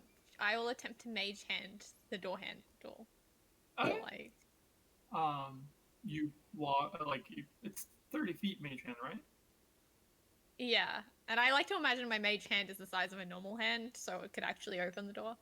It actually kind of looks like a kind of those decorative oven mitts, which with a few little Christmas trees. It's kind of green with a few white and red details. In the oven mitt, which actually just has an opposable thumb, doesn't really have fingers. It kind of the handle is like Only finger this. that matters. Yeah, it's one of those circular handles. It kind of clings on like this and towards this side. But it does like slide towards the right or clockwise, and door kind of and it opens. There we go. I'm Onwards. so only- sorry I to mean- have taken that chance away from you. The old man doesn't trap his doors. But yeah, let's go. How much do you open it? Like a little bit, like a full door, like how much do you open it? Well, I'm now that you ask. I like the door open. Okay. You open the entire door, and Hopper is just like, wow, the old man doesn't trap his doors. Whoosh! Entire tree trunk cut in half. Boom! Operates. I need everyone to make dexterity saving throws. Now I can see this, right? DM, Yes. is this a spell or magical effect? No, it is not. Is it It is really a not? physical tree Ah, fuck. that was perched above the door. Santa Claus just like bringing a tree in here and taping it to the top of his door, like. It's at the exact moment he just go out. He doesn't trap his doors. Whoosh. Okay, so this isn't a area of effect. So effectively, those who pass actually will take no damage because you guys kind of just like whoosh, like break towards the wall and you see this move. However, Hopper and Happy and Jack, you guys are caught blindsided by this, and boom, you guys take. Oh, wait. Merry soul. Really you guys quick. take 11 points of bludgeoning damage. Wait, really quick. I have interception as my 11? fighting style. Are any of them within like 5 feet of me where I could help take some, Yes, reduce it's an some damage? interception attack that you can intercept. It's a reaction. Yes, but doesn't it say you can only do that to like attack damage? Yeah, you can only do it to attack rolls. I think. Aw, I damn, you're right. Okay, I yes, I. think we feel pretty attacked right now, guys. I Yeah, I feel like I'm mean, being attacked by a Christmas tree. It I'm is sorry. 11 points of bludgeoning damage 11, because okay. I heard you asking for. Cheese sauce. Oh Yeah. boy, ouchie, that hurts. Yeah. Oh, I'm not doing that looked this. like it hurt. I'm so panicked and frazzled I don't even notice the tree. I'm just like already flying in the room. Sorry, did you say 11? Yes, 11. Yeah, he did. Yeah, I know. I did roll pretty well though. Perhaps tiny oversight. We don't have a cleric. We do have a cleric. We do. Yeah. He's a cleric. We do? Hi there. Oh, I'm a cleric of good cheer. Wait, well, do we still Never have a mind. cleric after the damage? I believe so. You're still alive, aren't you? Happy? Yep.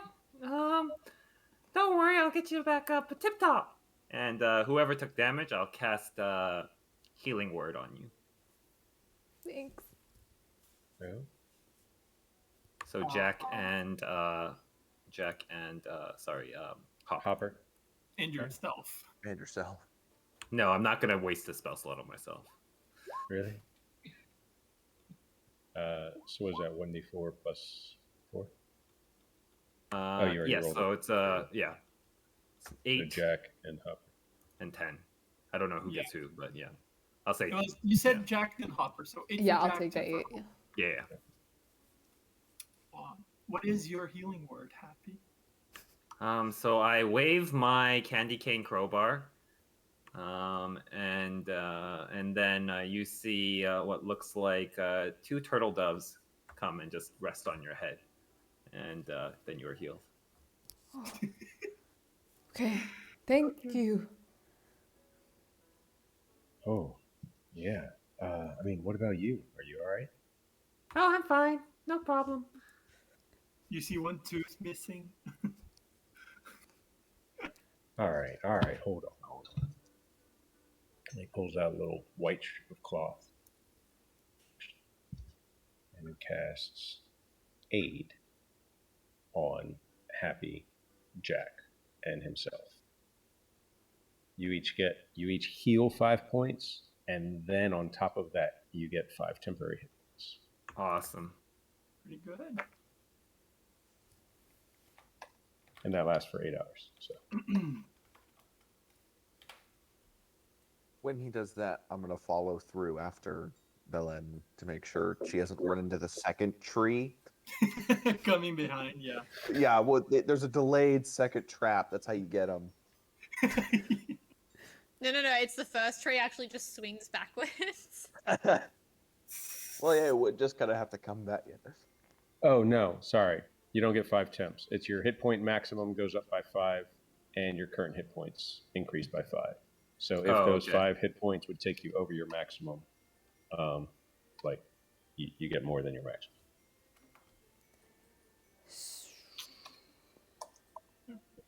So, Belen, what you see going inwards, and this area is actually pitch black, but to you that's no problem at all. You trek in towards the door, and you see a domed structure. The room has kind of a domed ceiling, and it's all made of stone. It has these like rocks that have been placed with two shapes. It is pitch black. However, you can see normally in here. You look to your right, you see a few chairs. It seems almost kind of like a place of meditation, if you will. It has a lot of symbols carved all across it, and those symbols are, you can, with Devil's Sight, I'm pretty sure you can discern colors, correct? In darkness? That's great. Question. Let me find the answer for you. I can see normally, so yes. Okay, so you see, you see them kind of like gray, almost kind of like a bit of a gray tint, because there's not a very intense light. But you imagine that when this is lit up, this looks like a firework in the top part. And as you finish looking up, you start looking down towards the left, and there you see, on her knees, with her arms like this, the lady, and she's shackled towards the ceiling, and she's just like this. And she kind of looks up and goes, darling. I had already stormed into the room. Speaking of The Shining, I'm doing very much like Jack Nicholson through the door sort of thing. And then I see this, and I'm like, oh no, this is the... And I just like fly towards her in a blind panic. Okay. I'm not paying attention to anything except the fact that my lady has been chained. She's been shackled. What's going on, my lady? What happened? As you move around, make a perception check for me. She goes and she's like, she doesn't seem like she's hurt. She's just restrained. She kind of looks and she goes, darling, something got him. I think there's something happening. They took the orb to the Nexus. Normally that wouldn't ring a bell, but since you are the overseer of the Nexus, you know that there are 3 orbs that are generally kept away from the Nexus because they are used to deactivate the Nexus temporarily for whatever reason. If they need to make new plane shifts, if they need to make new anchors to other places within the Feywild or in another realm, or just when they receive visitors that they don't really want prying from the sorcerers, and they're cowering. And she's just like, there's something there, dear. But first, could you help me off of these? You see that in her shackles, there's like 2 locks, one on each wrist. And you guys begin to come in. Look, there's locks! I believe everyone has vision, right? Whoa. Did we interrupt something? Wait, Wait, she's one of the I most do not. powerful. I Would do not have dark vision. would I have Oh, dark shoot. vision? Warforged, I'm pretty sure do. I think. Does anyone have light? Might give me a second. I don't know. She has light on her sword. There's light on the shield. All Oh. right, yeah. Yeah. On the sword. Like Mrs. Grand Nan is a powerful like spellcaster. We know that, right? Like, She has a lot of innate power as an archfey. She's not necessarily a powerful spellcaster. So, Hopper pulls out a little piece of wool and a copper wire. Bella, and you hear in your mind, does she need help getting out of that? Yeah, bring your lockpicks and your best skills and help. I don't want to say anything, but doesn't she can't she tell her to do that? Because she dragged me across the room. I can't imagine it's that hard. So, you may know as a caster that for a lot of things you have to use your hands. Oh. I mean, I just use my hands to make toys mostly, but that makes sense. Yeah, well, okay. Some of us casters have to maybe use have our this- hands to make spells. We can Yeah, maybe have okay, this I'm discussion coming, I'm later coming, once I'm the coming, lady I'm is out of her shackles. Yes, forgive me, man. Bigger problems, Yes. people. Bella, come here. Come here. You need to calm down. Have some hot chocolate. So I'll walk over and I'll try and pick the locks, I guess. Yes, you will. Careful, you don't I have am- Colonel Shift. You don't have Colonel Shift this time. Oh, guidance. Okay, so Okay, she said it before, so sure. she I'll did. allow. My hot chocolate splashes as I fly forward and slap you. It feels as if I don't have a thieves' tool skill. just roll a dexterity check, and we'll add your proficiency bonus. Or if you're proficient with acrobatics, it would be the same roll. Hey, careful with that bug. If you spill it, it could flood the entire universe. What? Oh no.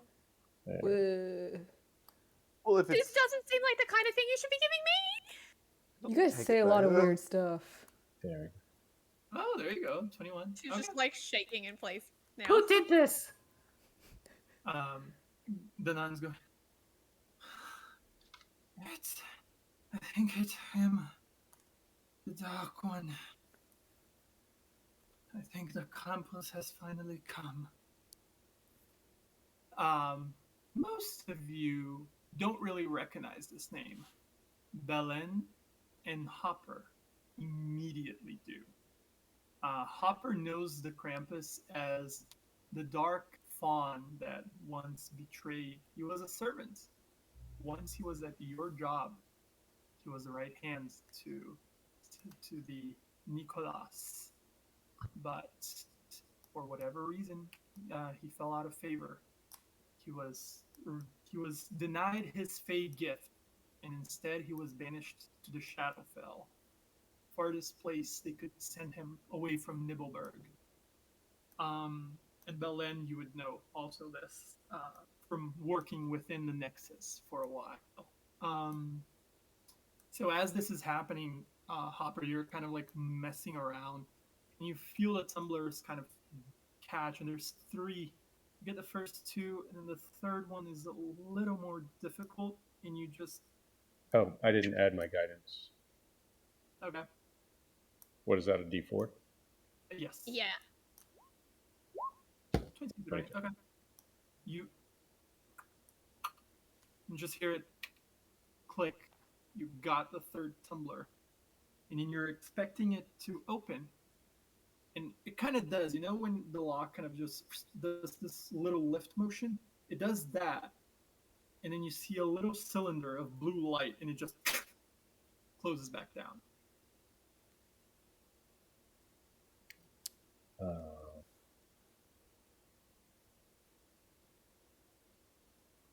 Shit. Any of y'all able to dispel this? We could just cut off her hands if we need to. Please don't. Oh, We could. We could do cannot cut her that. we hands could. off. No, can doesn't mean you should. I got this. I'm gonna walk up and be like, You're gonna cut her hands off? Oh well, no, I didn't but think you had a sword or anything. no, Yeah. I only have this crowbar, my candy cane crowbar. But I can get rid of the magic. I have to use it to dispel magical toys sometimes. Okay. Yeah, that sounds better actually. Okay. Well, don't use it on Jack. What? No. We are not spelling our friends. Not now. Not today. Not ever. I'm sure that's what they use once they Once they what? Once they nothing. gotta get Don't worry the about it. madam out of the chains. Oh, okay. Yeah. Go for it, Yeah, Happy. yeah. We got you. Okay. Well, good cheer for all. and I'm gonna cast Dispel Magic. Okay. How does your dispel magic look? I'll He say. closes his eyes and swings the crowbar. Yeah, that's just me. I'm just hitting it with my crowbar. Good cheer. Good cheer. Good cheer. Good cheer. Good cheer. God. This one shot Oh, is it doesn't gone. roll it. Do I need to make a DC check for this? Yes, you need to make a wisdom check. Okay, wisdom. Yeah, check. if it's not level 3 or below, then you have to make a check against it. Actually, no, yeah, it's not level 3, so you don't really need it. You cast your incantation, and you guys see almost like a blur of the same, like almost like a mesh of very clear, very pale blue light, just crack like glass out of these chains. And the nun is like this, and she goes, "Thank you."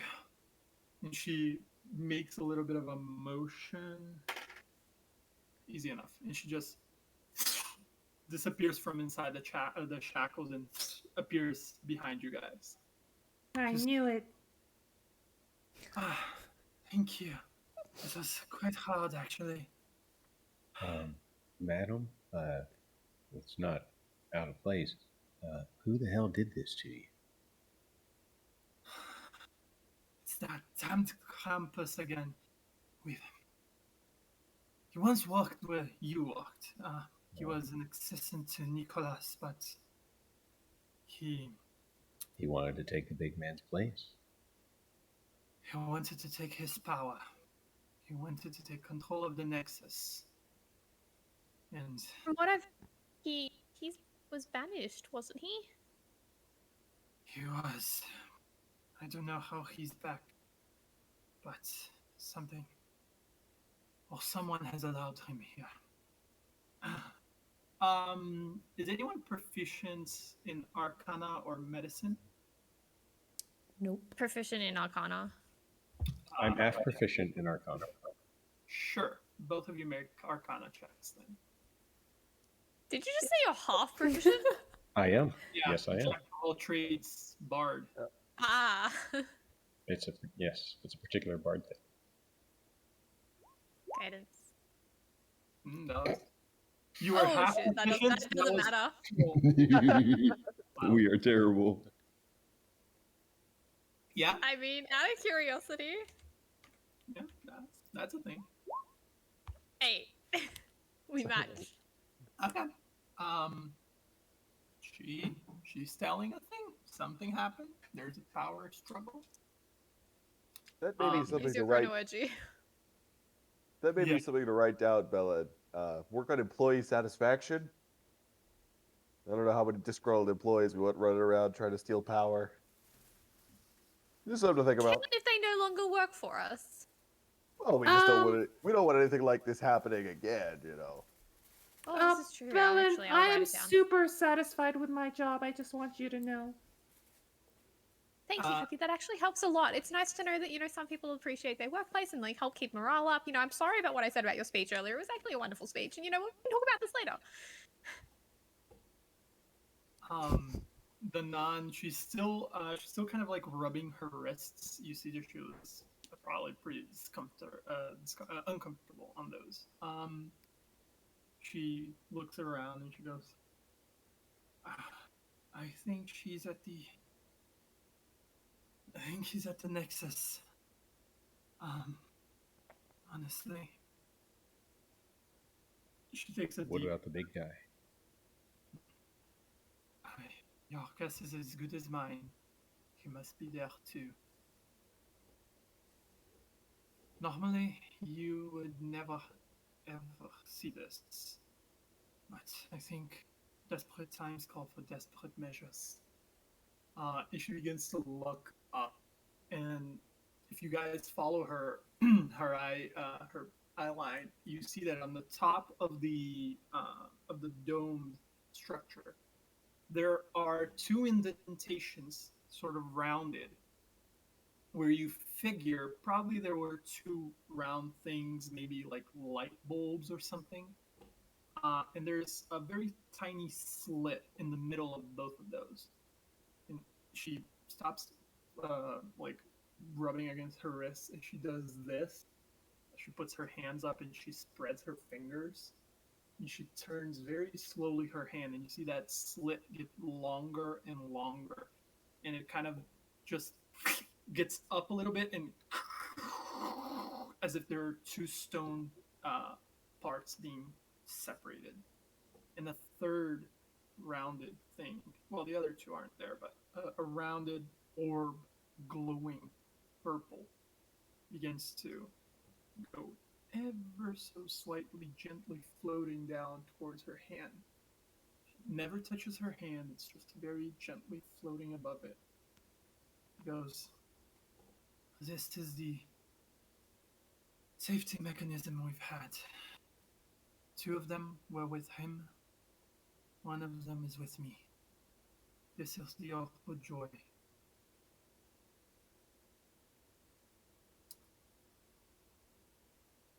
Do you think you can help the old man? We must if he's got the orbs and Christmas is at risk. I mean, we don't have much of a choice. We don't have much of a choice, and I'm going to turn to all of the others and glare them into nodding. I will give my life. Yeah. Oh, that's He's kind of convenient. reaching out towards the orb. You begin to reach out towards the orb. Yeah. Okay. Are you She- coming with us? Unfortunately, I don't think I'm in a state to help. Honestly, I believe I would hinder more. I can't believe I fell for such petty tricks before. And she begins to move the orb towards the middle of all of you. And she goes, place your hand on that. Yeah, his hand like follows it as it goes to the middle of us. Can somebody lift me up so I can just a little boost? I'll grab Jack and fly off with you. So quiet. Okay. Do you touch it? You all touch it? I touch Yeah. Yeah. totally touch. Okay, everyone touches. You feel a warm glow emanate through you. Sense of almost kind of nurturing. It's very pleasant. You don't really feel anything, and then the orb starts to dull, and that purple glow passes through all of you. It almost emanates kind of like a cloak above all of you. Then it dissipates, and she goes, "No, it can't be used for much. I think I will just get away from here. Try to get as far away from the factory. Please, help him." And she brings the orb back towards her hand. And for the first time, she actually puts it in her palm. She goes, "Good luck." And she disappears. You all get the effect of a short rest from the nurturing presence of the non. Which to some of you, it's better than to others, right, Kat? Yes. And also, if we're short resting, I can hand out some gingerbread. Take gingerbread, people. This is a great time to have gingerbread. This is a great stress relief. I think we need stress relief at this point. And when you get the effect of a short rest, you can also gain some temporary hit points equal to 4 plus my proficiency bonus. So everyone can have seven temporary hit points. There you go. John, does aid still last right now, or does Yes. it reset? For 8 Yeah. hours. 8 hours. And now, Kendra, if you were to be so kind, we are going to switch to the battle map. Okay. So, if you guys would like to enter the room, I would need a marching order, please. I mean, I like to throw myself into battle, so I can go first if no one cares. I'll walk next to Jack up front. If Drudolf isn't Fly in taking the middle. Drudolf seems like he's like, screw you guys. So if he's just like, whatever, then I'll He's be just up walking front. with the group. He's somewhere in the middle. Okay. So it'll No, be next I'll be to- up front with Jack. next to Bellin, yeah. Okay. So it's it's Jack, Bellin, Drudolf, Hopper, and lastly Happy. Oh, sure. That works. I thought we were going in 2 by 2. So you guys are going to be coming from this part. Let me actually point it in a way that you see it. Apologies. I almost did something very wrong. From there. Oh, it's actually black. That's annoying. But from here. Okay. Yes. Thank you. Are to we whoever- single file then, or 2 by 2? No, you get. Let me see. Actually, yeah, you guys can come 2 by 2 there. All right. Like going through the door is single file, but as you can immediately break into 2 by 2. All right. Yeah. So as you guys enter, Jack and Hopper. Bellin soon see, and Hopper, yes, also. Basically, the four people who went first, because the last person way in the back might have a little bit of difficult time seeing. But you guys see this kind of like This is a very long chamber with marble floor. Like it's a marble tiling floor with a bunch of rugs and a few tables scattered around. A bunch of doors. Like there's 6 doors on either side, and this is a very, very large room. And there's this there's this solstice tree decorated in the middle of it. It is about 11 feet tall, and there are steps. These 2 grayish lines, those are 2 steps, so it's not on all of an even level. And the ending, the kind of brownish square that you see at the end, it's almost kind of like a little stage where you have chairs in front and then this large kind of like obelisk. It looks to be this is a very well lit room, so all of you can see quite well into it. There's this very large dark obelisk, and you just see this figure, this fawn figure, with black fur, effectively hooves that are also blackened and a bit decrepit, tattered clothing, and has kind of a satchel that is burning in the back. And you just see it with these 2 spiked straight horns upwards in these pointed ears. And by the obelisk, you see on the floor, you see Nicholas being kind of held there by some sort of bubble around him. And the creature has its back turned to you, and he goes, "You will tell me how to open it, old man." And Nicholas is going like, "Never. You will not have its power." And he immediately sees you guys. Nicholas does.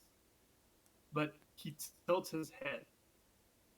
And as soon as he tilts his head, the creature turns back. I need you all to roll initiative. Okay, so I was beginning to say, the moment that I noticed that there was a thing happening, I wanted to cast Eagle Splendor on myself. Mm-hmm. Okay. Enhance ability, that is concentration, correct? It is concentration indeed. So most of my spells are, so when I want to cast anything else useful, this will drop, but yeah. No problem. Solid 3. Give me 1 second as I am... Nice. Oh, now you feel my pain. Temporary hit points. Enhance ability gives you temp HP. I think it can. Oh, if I did bears. I think no, one of the effects. I didn't do that. I did Eagle Splendor. So yeah. Hell. Right. Yeah. That's great.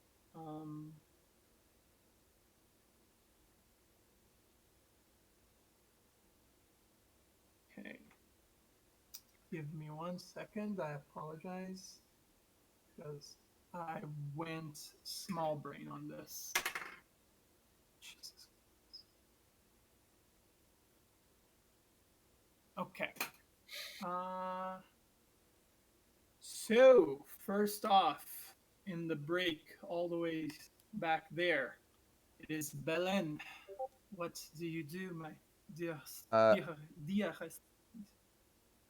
did roll a 22 on initiative. Oh, okay. So you're first. Thank God, because I wasn't prepared. He just wasn't. He didn't have. There wasn't a token. It didn't. Yeah. Oh, I didn't pull your token. I'm so sorry. Well, but there is. Yeah, your token. It's out. I pulled it. It just wasn't connected. He didn't. To it he didn't have it selected. I didn't have it selected. He's used to DMing. He's not used to. Yeah, I'm used on a to token to roll I'm used initiative. to doing this with NPCs. 22, you said? 22, yeah. Let me see if it did. It did not. You can also right click my token and use add turn. Yeah, I was Yeah, trying to do so- it directly on the turn. So Drew, setting, from the sorry. player's side of things, Drew, you can click your token, then roll initiative, and then go back and Okay. change your own number to 22. Gotcha. Is your token I picture think a reindeer? Well, Yeah. yeah. Makes sense. We are Yeah. square. Descending. There we go. There you go. There you go. Okay, Drudolf, it is your turn. Let me put you back because I wasn't All being right. able to write correctly, so I pulled it Okay. down there. My What- one. We'll teach Drew how to be a player. Yeah. Yeah, you guys want to replace me? That's fine. It's the crux of being a DM. Yeah. So No, can I if would I be able to run? I guess I could get around the tree. Yeah. So I'm going to use up all of my movement, and then I am going to use my action to dash to Okay, get all the way up to him. To have 40 feet of Okay. movement. 80 feet going around. Yep. Also, actually, it won't bother you because you do have a shit ton of movement. Going up the steps is considered difficult terrain, so getting up both steps instead of taking 5 feet, it'll take you 10. But it doesn't. So I'm pretty sure it took like 40 to get there. It would be. So let's see. That would be 30, and then that would actually And 40 up. 40. Then can you get from up to him with 40 feet? I'm pretty sure you can. I can't quite. Or no, yes, I can. Yeah, you can. Yeah, Because I like can. this, I can. yeah, you can. I can Sorry. just about do that. And then, I was going to use my Goring Rush, but I'm going to get you as I charge up.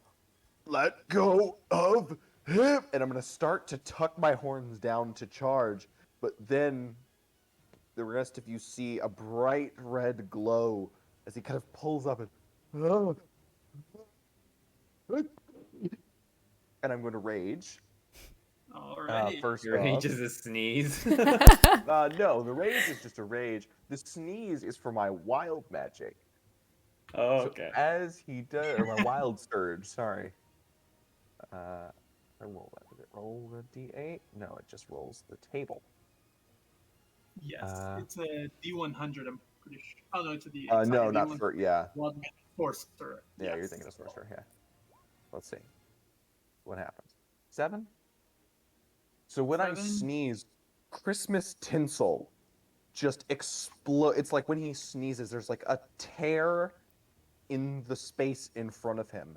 And like it was under pressure in a can, just an explosion of Christmas tinsel and decorations and ornaments and like stars that go on trees. And there's even like a small Christmas tree just shoots out and just coats the ground in a 15-foot radius. Which you guys will be able to get around. But that's gonna make it difficult terrain. For the enemy. For anyone, yeah, for him. Yeah. And so nose still glowing bright, and now with that happening, just gonna kind of like claw it, or not. What's the term? With a hoof at the ground, preparing. Oh, I can also pull out a weapon, I guess. Although, nah, I'll keep rocking the horns. Alrighty. That is your turn. That is my turn. Okay. It is Belen's turn. What do you got? Okay, I am going to. First of all, I'm going to cast Hex on him. I do not like this guy, and I'm going to make it clear. What's the range on Hex? 90 feet. Oh, okay. You're good. And so that damage will come into play in a second. And I'm going to give him disadvantage on Wisdom. Okay. Um, It's wisdom checks or saving throws as well. Just so that I believe track it's it. on I think it's both, right? ability checks. Hold on, it's ability checks, not saves. It's just checks, yeah. Okay, then I'll switch that Cool. to switch it to maybe Dex or Strength. Okay. Strength. I'll give him disadvantage on Strength. Okay. Strengths. Can Okay. you tell I've never played a Warlock before? And then I'm going to fly 30 feet in this direction, trying to be up as high as I can. And actually, how high are the roofs in here? Pretty It's a high. roof. I'm It's assuming like it's not multiple. 80 feet high. Okay, It's I pretty will high. not go up 80 feet. I'll hover maybe like 30 feet above the ground. That's where I usually fly. And I will use my action then to cast Eldritch Blast. Oh. Go for it. Roll an attack. Which I don't think already- hits. 16? 16. Actually, let me make sure. It does hit. It does hit. Wonderful. So a flaming ray that smells ridiculously strongly of gingerbread spices shoots out of Belen's like raging, panicked, The Shining like wild moving hands and shoots towards the Krampus with just a feral shriek. And didn't roll the greatest on damage. Alright. 9 and then oh wait, no, sorry, it already rolled its own damage. I lied. You can ignore the 9. So Okay. it's 6, It's 3, six, 12 damage in total, including the hex damage. oh yeah, that's true. Okay, so 12 damage to the Krampus. Alrighty. That's for So one you- Eldritch Blast. At level Yeah, you're 5, level you get 5. two. Yeah, you have 2. Get another one. That's You're fun. welcome. Well, I guess if 5, it 11, hits. 17. So you just Okay, so 20 Yes. total. So then I guess we can just use the 9 that I already rolled, unless you want me to roll okay, again. it's 9 damage plus the hex. You roll the d6. Oh, I get that again too. Yeah. It's not I rolled a 1, thing. so it barely counts. Okay, and still the 3 from the genie's wrath, or is that once per turn? Jesus, this is a lot. The power of Jump the in warlock. level 5 characters, that happens. Genie's Wrath. I don't see. Once on each of your turns when you hit with an attack roll. Okay, Yeah. so Okay, it's, so this one not doesn't, so it's 12 points of damage. 10 points of damage from the second one. Yes. Okay. Hey, that's so- not bad. No, not at all. 22 points of damage in one turn, I'm pretty sure.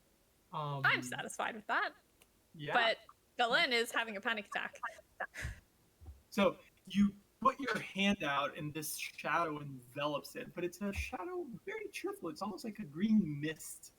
And you flash these 2 almost missile-like rays that just break on the tree and then converge upon him and then hit him. And he kind of goes back on his hind legs and he delicious cattle. So that is your turn, I'm pretty sure. So, Excuse me, I'm a deer, not a cow. It's a very completely different thing. Reindeer, not. I know I've put on a couple pounds, but you didn't have to say it like that. Yeah, that's prejudice. Hopper, it's your turn. All right. I have a movement of 35. So I will move Oh, 35 feet directly towards him. And that puts me exactly 30 feet away. So Yes. with my bonus action. Oh, go ahead. Really quickly, keep in mind you're in the middle of the tree because, like, if you are slightly to the Oh. side, it's just branches, but you're right in front of that tree. Okay. I would consider this half cover if it was a ranged thing. You can't see him, so if it's a thing that you need to see him, it still works. But if it's like a ranged attack, I would consider he would have half cover All right. because it's kind of hard to see through the branches and the decorations.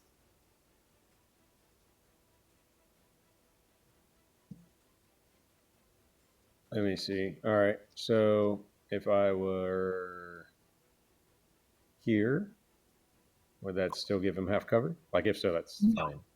No? Yeah, Okay. that's fine. Yeah, let's show you. You broke kind of on a diagonal towards the steps.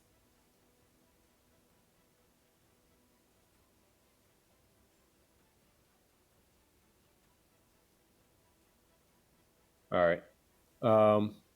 I will, with my bonus action, apply Hexblade's Curse to him. Nice, very nice. And then, with my action, I will throw some Eldritch Blasts at him. Ooh. Hey, Fancy. get your own move. And, well, I do have my own move, because thanks to Eagle Splendor, I get advantage. There you go. 20 hits. It's just death by 1,000.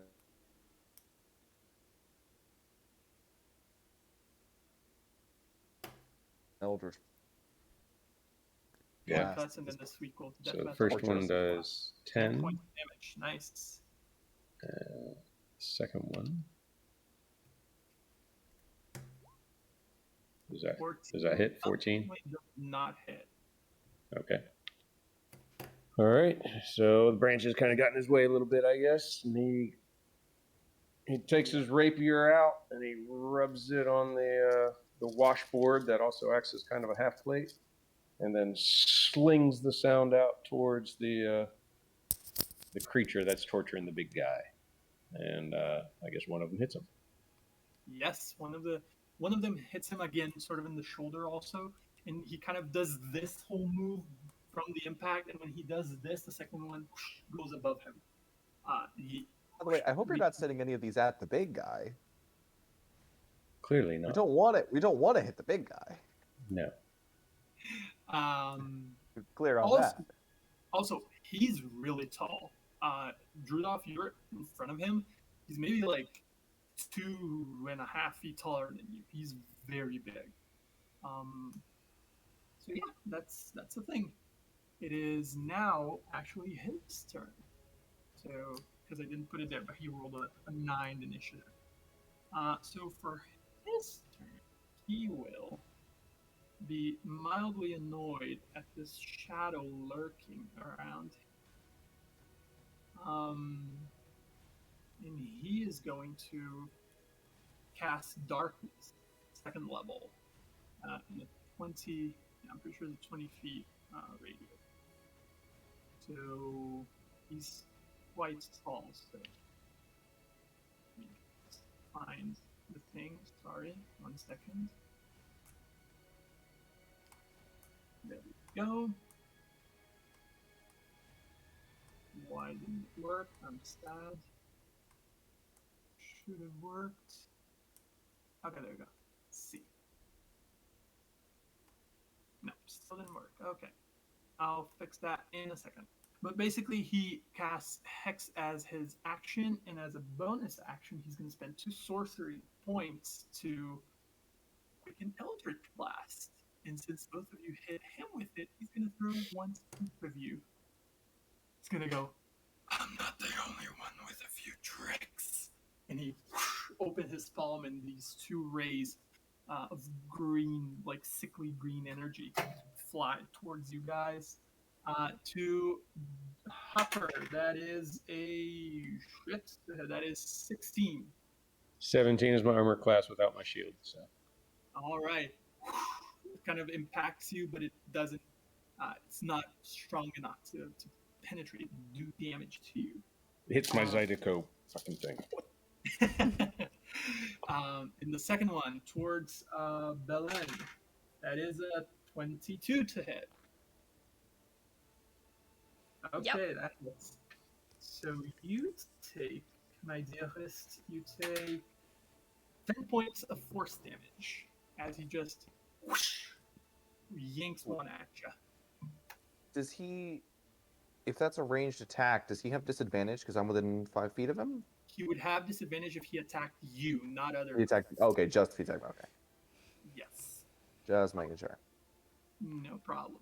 So he did that, and he's He's actually going to try to move. He's going to try to leap down towards this and break from the tree. You actually get an attack of opportunity, Drudolf, if you would like to take it. All right. So I'm going to turn and try and butt him with my horns. At disadvantage, because you technically don't see him because he has darkness up. But you hear him moving because also he's super tall. He's very large. Okay, so that's a 19? Okay. That still hits. So he takes... Pretty impressive it's horns actually- you got there. It's actually 7 because I get an additional 2 from Rage. rage. as well. Yeah, okay. So you hear and you instinctively go, and you catch it with kind of like the tips of your antlers, I guess. And they kind of scrape him, and you feel the impact, and they kind of dig deep a little bit, and he just, and he begins to break towards this way. He's here now. And now it is. He does have. It is difficult terrain for like. Oh, that is true. I'm so sorry. It would be 20 feet of that going that way. Okay. So yeah, but he has 35 feet of movement, so he still gets there. I'm pretty sure. Let me just double check so that I'm not bamboozling you guys. It would be 10 feet to get down, so this would already be 20 feet, and then Yeah, so yeah, he be- totally has And then that. 30. yeah, he could get on. Yeah, so he can hang it. Yeah, you can get that far. You could get Okay. here. It's kind of hard to centralize because he's a big mini, but he's kind of in the middle. I mean, he of was these- fine where he was at. If he has 35 feet of movement, you had it where he was at. So. So is he now on the edge of the darkness? Is he still within that, or does it move with him? No, I think the darkness stays, but it's a 20-foot radius. So it's he's at the edge of the darkness. Oh, he hasn't centered it on himself? Okay, perfect. No, he's centered on the floor. It is Crackerjack. It's your turn. Okay, so I'm going to move to here. Okay. And then I'm going to take my bonus action to Misty Step Nice. to here. Yeah, let's do that. Okay. And then You just see this little wooden doll just in a cloud of smoke and then appear next to him. I'm going to make an attack with what appears to me as my greatsword. Go ahead. 22 hit. 22 hits. Go ahead and roll damage. 15. And then I want to clarify something. I should have done this before. So I have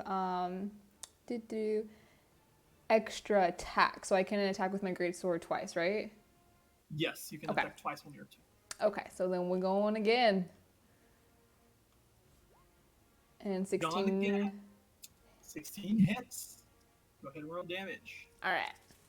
11, 24. Woo! You carve into him. You carve into his calves. Yep. You're I'm just like,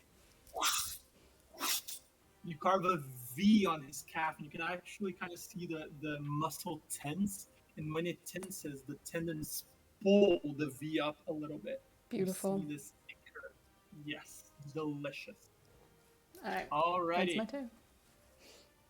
Happy. Your turn. Okay, I wanted to get our barbarian, but I think this is what I'll have to do. I'm gonna run up 25 feet. I too am gonna Misty Step. Bonus action right about here. Cool. And then I am going to wave my candy cane, and you're gonna see 3 French hens come out from the tip of them, spectral French hens, and they're gonna run over to Hopper, Crackerjack, and to Belen, and that is going to be my bond of good cheer, which is my emboldening bond. Ooh. Ooh. So you essentially have bless. Woohoo. Yes. Nice. which works. D4. It's what 1d4 to. Attack rolls, saving throws, and ability checks. Ooh, so it's better than bless. I think. Let me make sure, just 100%. You're a life cleric, right? Or no, peace. It's peace, right? Yeah, I'll just put it on the chat. Yeah. So it is attack rolls, ability checks, or saving throws. D4. Yeah, it's better than bless. There you go. So You can only do it too late once now. per turn, though, so it doesn't stack on your multi attacks or anything like that. okay. So it's Hopper, Belen, and who else? Sorry. I can only reach 30 feet from me, so it's Hopper, Bellend, and Crackerjack. And Crackerjack. Okay, nice. Okay, is that your turn? Yep. Alrighty. Drudolf, it's your turn. You are in the middle of darkness. You cannot Yes, see anything. I am. So I'm going to stumble back till I'm out of it, which is, I think, here. Let's double check because I failed at doing things. Right at the cusp. You have to go one more behind. Okay, yeah. So one more back, which is where I was going to go anyway. So let's see There you in there. I think Let I me can get actually try to there. put the darkness again. Out of curiosity, well, would 17 have hit him? 10? Yes, it would have. Why? I Yeah. forgot to add my +3 from the Hexblade's Curse to my second Eldritch Blast. Does it add to the 2 hit? I think it's only to the Yeah, damage. +3. Oh, to damage rolls. Never mind. You're right. My bad. Sorry, I don't Warlock. Even this character only has one level of it. New character, who this? Yeah, exactly. Hey, we're slowly getting that one level dip into Warlock. Hey. For everybody. Yeah, Kendra's Join gonna the get. cult. Join the cult. We don't Then I'm condone cults. gonna use the rest of my movement to turn and run around Disclaimer. the tree up to here. Cool. So like step back with the first 20 feet, and then like start building up some steam and run and try and slam him again with the horns. Alrighty, go ahead. I'm gonna put the. You don't get to ignore me like that.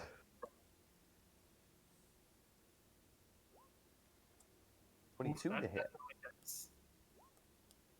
and that is 6 more points of piercing damage. Okay. Ooh, sorry. And this time, because I have 6 points of piercing damage. Yeah. That's nice. nice. Now, okay, I've got something a little bigger for this one. I'm gonna reach into where like my coat is just kind of bundled up, and reach and fish around to one of the pockets, and pulling out of the pocket a massive 2-handed great axe, like reaching into Mary Poppins' bag, and it just a massive great axe that is kind of arrayed with like the blades being antlers spreading That's out awesome. from the center column. I think it's time for this one, guys. And I'm gonna make one attack with that. That There is you go. another 22, That also hits. and that does 9 points of slashing damage. Cool. You take his axe. You take your axe and you kind of swing it upward, and the kind of the band that he has holding this satchel on his back cuts through it, and you get a few, maybe 2 inches into his chest, and you, in this black ichor that also is pouring from his leg is also pouring now from a bit from his chest from that wound. Is that your turn? Is there anything I else? believe so. I have bonus actions. But I think. Wouldn't want to Yeah, miss I those. can. What's that? Wouldn't want to miss those now, would you? No, certainly not. I think I'm going to try and use hammering horns with my bonus action. So I hit him with a melee attack. With the attack action, I can use the bonus action to shove him with my horns. Is he more than? He is not more than one size larger than me. Yes. No, you are medium. He is large. Okay. So he needs to make a strength saving throw as I kind of, and then shove my horns back forward to try and catch him off balance. me just remind my little brain what is his strength saving throw. Oh, pretty much what I thought. That is a 12. A 12, he needed to beat a 14, so that does not save. So he's prone. He's prone on the floor. Is it prone? You shove him. No, Shoving- yeah, it just Oh, says moves him. unless it succeeds on a strength saving throw, you push it up to 10 feet away got from. So I can push him back. Now, does Crackerjack get an attack of opportunity because he's No. moving out of, or is it because it's okay? Because it's force movement. no, Because force movement, right? He does not. So do you want 10 feet this way or this way? Since he's large, I'll let you choose.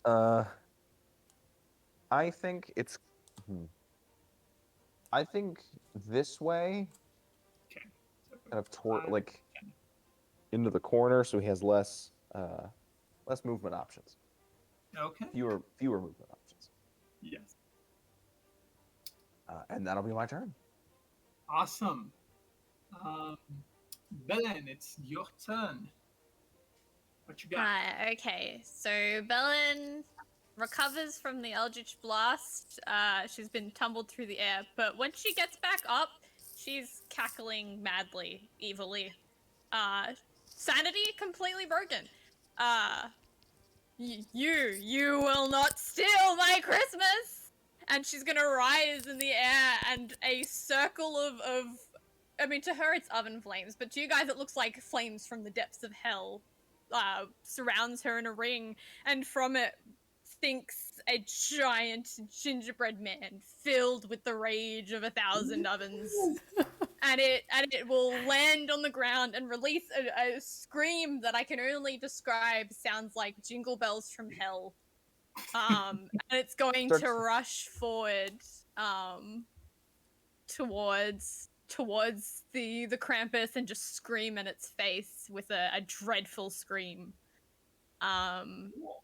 And it's going to... I'm going to try and creatively position it so that...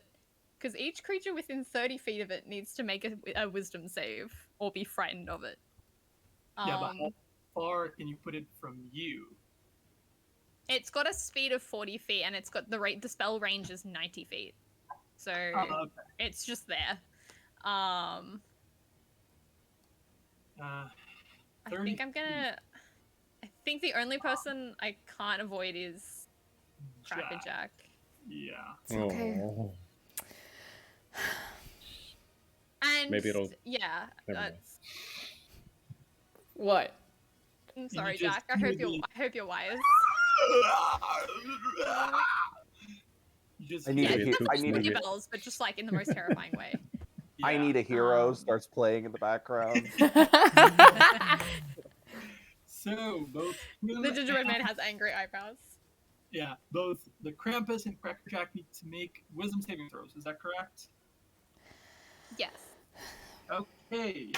His is a -1. I think that's a failure. My spell save is 15, so unfortunately Crackerjack is also scared. D4. Oh yeah, D4. Yes. Yeah, okay. Come on. There you go. Eh. Nice. Bond of joy. Yeah, so he is frightened Yes. of my giant gingerbread from hell, and my gingerbread now has advantage on him.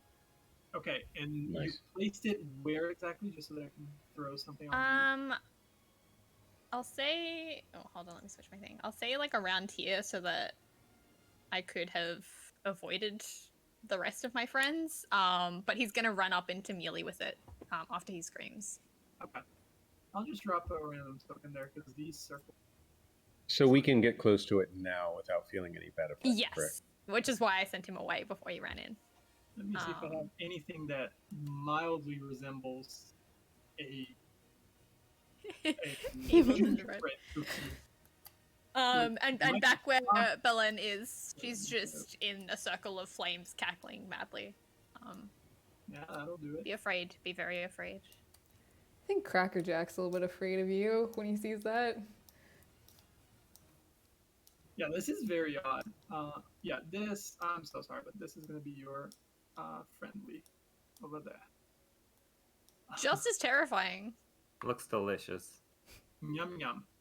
Oh, I forgot to say, when the one of the French hens ran towards Belen, it's roasted now.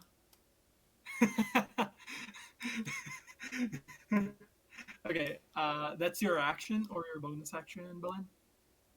That's my action. I don't really have a useful bonus Okay. action. And then the shadow spawn goes after me, so that's what its turn was.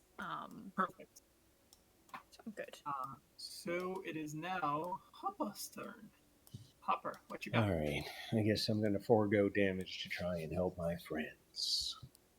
So I look at them. Let me make sure range on both of these works. Yes, I'm within 60 feet for both of these. All right.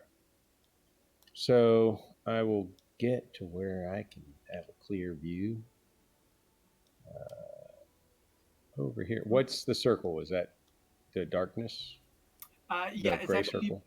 yeah, Okay. because he casts just outside of himself. All right. Because he was originally planning to break the other way, but shit happens. So I will try and get, I guess, 35 feet this way. There you go. And then I'll look at them and I'll say, for my bonus action, ever danced with the devil in the pale moonlight. Unsettling words, which causes him to subtract a d6 from. Might as well finish it. I always ask that of all my victims. I just like the sound of it. Vicious mockery. Okay, it's -3. Okay. What is your spell save DC? 15. It's 15 wisdom. Ooh, that's not very good. But that's -2, actually -3, -3. So it's -5 too. He rolled a natural 20, yet he still fails. Okay. Because, yeah. Well. That'll do it. Okay. Natural 20s are not automatic successes on saving throws. On saves, yeah, fair enough. All right, so 7, which actually 10 psychic damage. I don't think it added 3. Let me make sure. No, it did not add 3. So 10 psychic damage. All right. And he has disadvantage on its next attack roll. Cool. Awesome. That's my turn. That's your turn. Okay. Actually, it's now his turn. For his turn, he's going to be real pissed. He is going to... Yeah. He's actually already beginning to look kind of rough. He's going to use his bonus action to... What is he going to do? Okay. He's going to use his bonus action to use Misty Step. And he's going to teleport.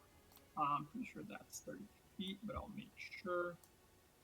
Yes, it is. He's going to teleport right here with his bonus action.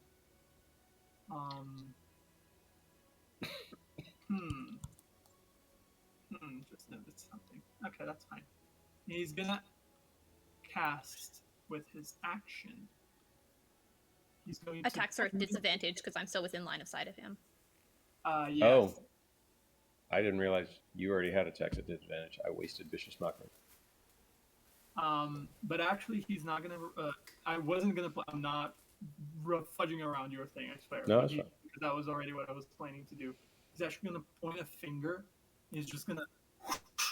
And a cube of ice is going to encompass Belen. Because it's what he sees as the biggest target. I need you to make a Constitution saving throw.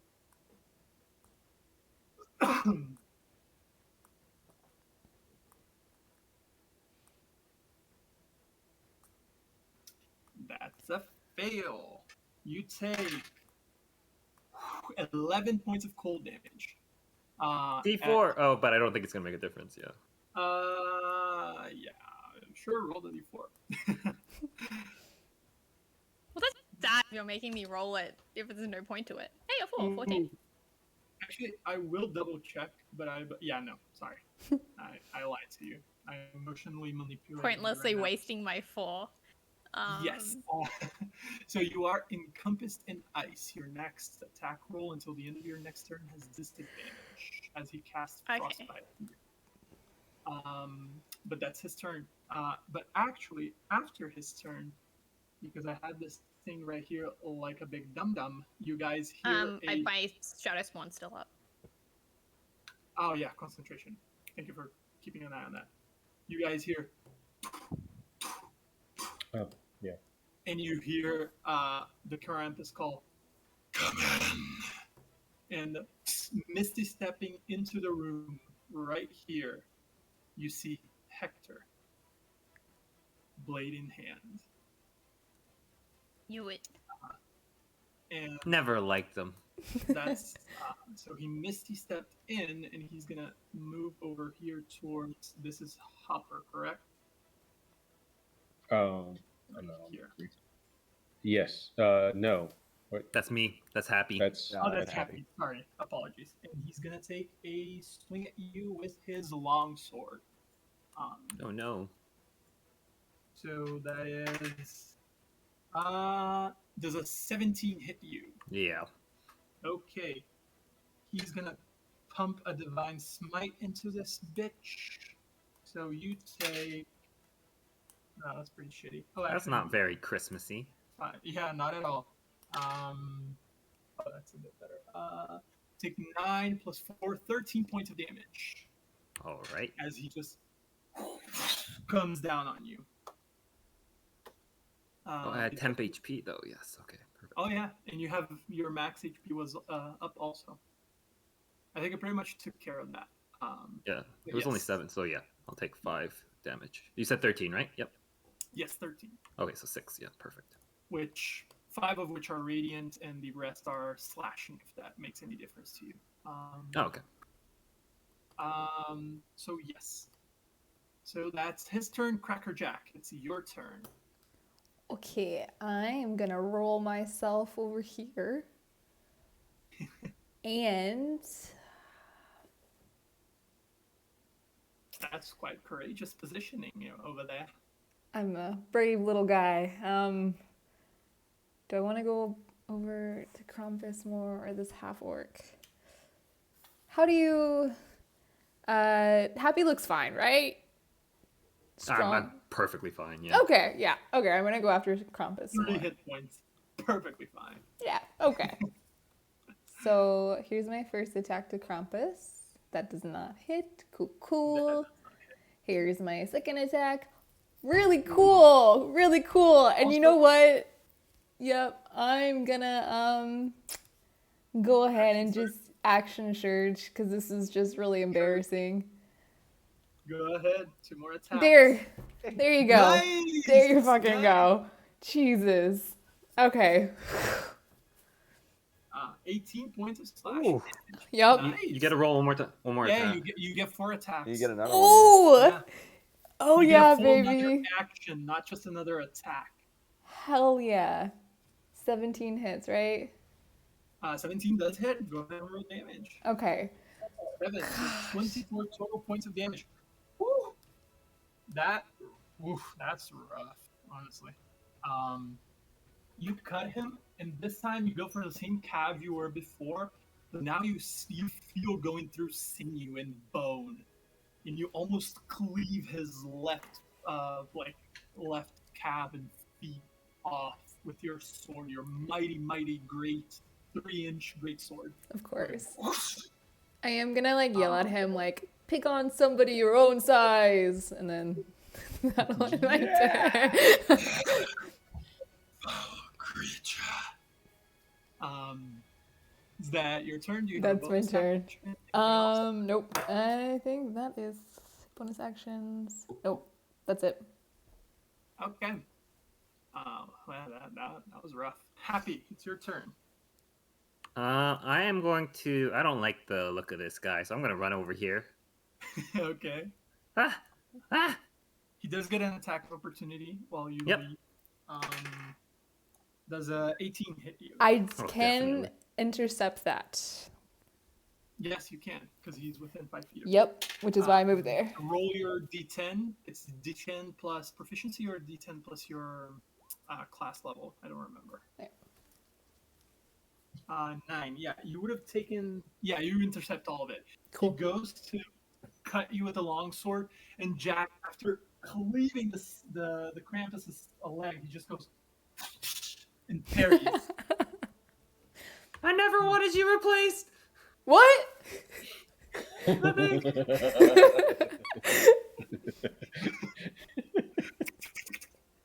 So you And, go over to Jack.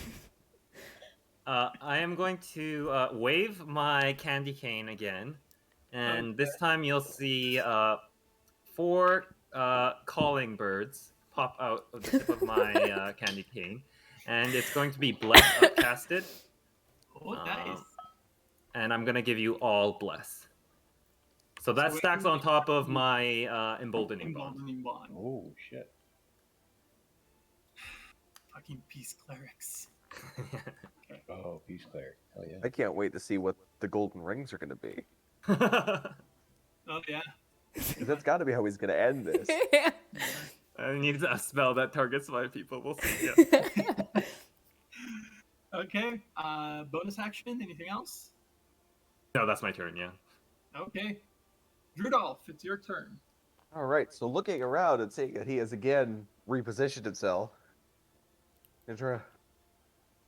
and move up to here, up to him. Okay.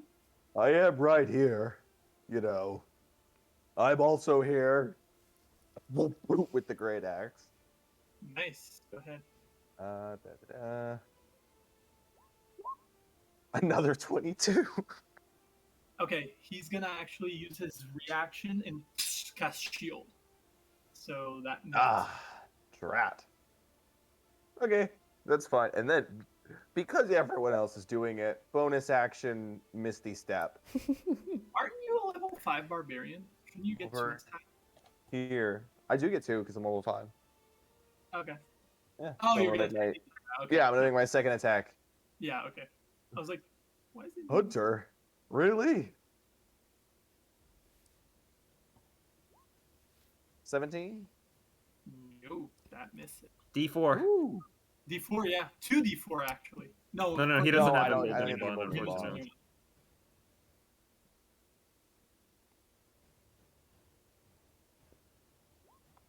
3? 20 that hits. Summoning clutch. And that is 5. Goodness. 5. 5 plus 2, so it's 7. Oh yes, 7 points of assessment. The rating. There you go. So you Oh, I forgot to make that reckless as well. I was going to make those reckless attacks, but it doesn't Nice. matter. Is that your turn? Yeah, bonus action movement. Yep, that is my turn. Okay. Belen, it's you, my dear. Okay, so you said I'm frozen. What does that actually mean? What can I not do? No, you're if you roll an attack roll, you have disadvantage on it on your first attack roll. But you can move and do whatever you want. Oh, okay, that's fine Yeah, then. the ice was just a spell encompassing and damaging you, but then thawed away. Yeah, okay. I'm gonna attack it with an Eldritch Blast, because that worked before. So the first one's at disadvantage. Yes, and no, yeah. Okay. But I have...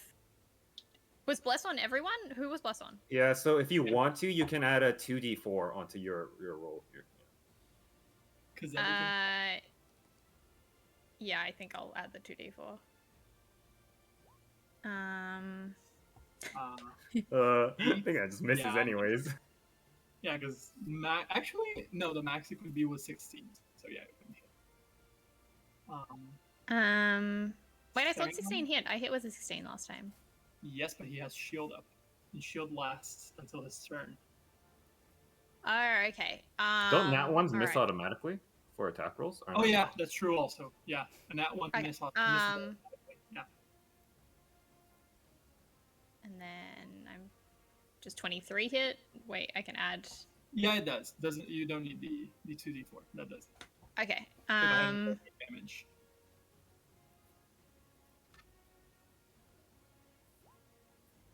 Woo! That's 12 total. And then another 1d6 for hex. that's true. Wherever the heck that went. There it is. I keep rolling ones on my hex damage. This is just depressing. 13 total. 2 points of damage. So it's 13. Just let me check one thing real quick. Sorry. Lots of sheets. Lots of things. Ooh, that's worse than I remembered. Okay. M. 15 plus 5, 20. So, what happens is Tempest. Tempest. I'm so sorry.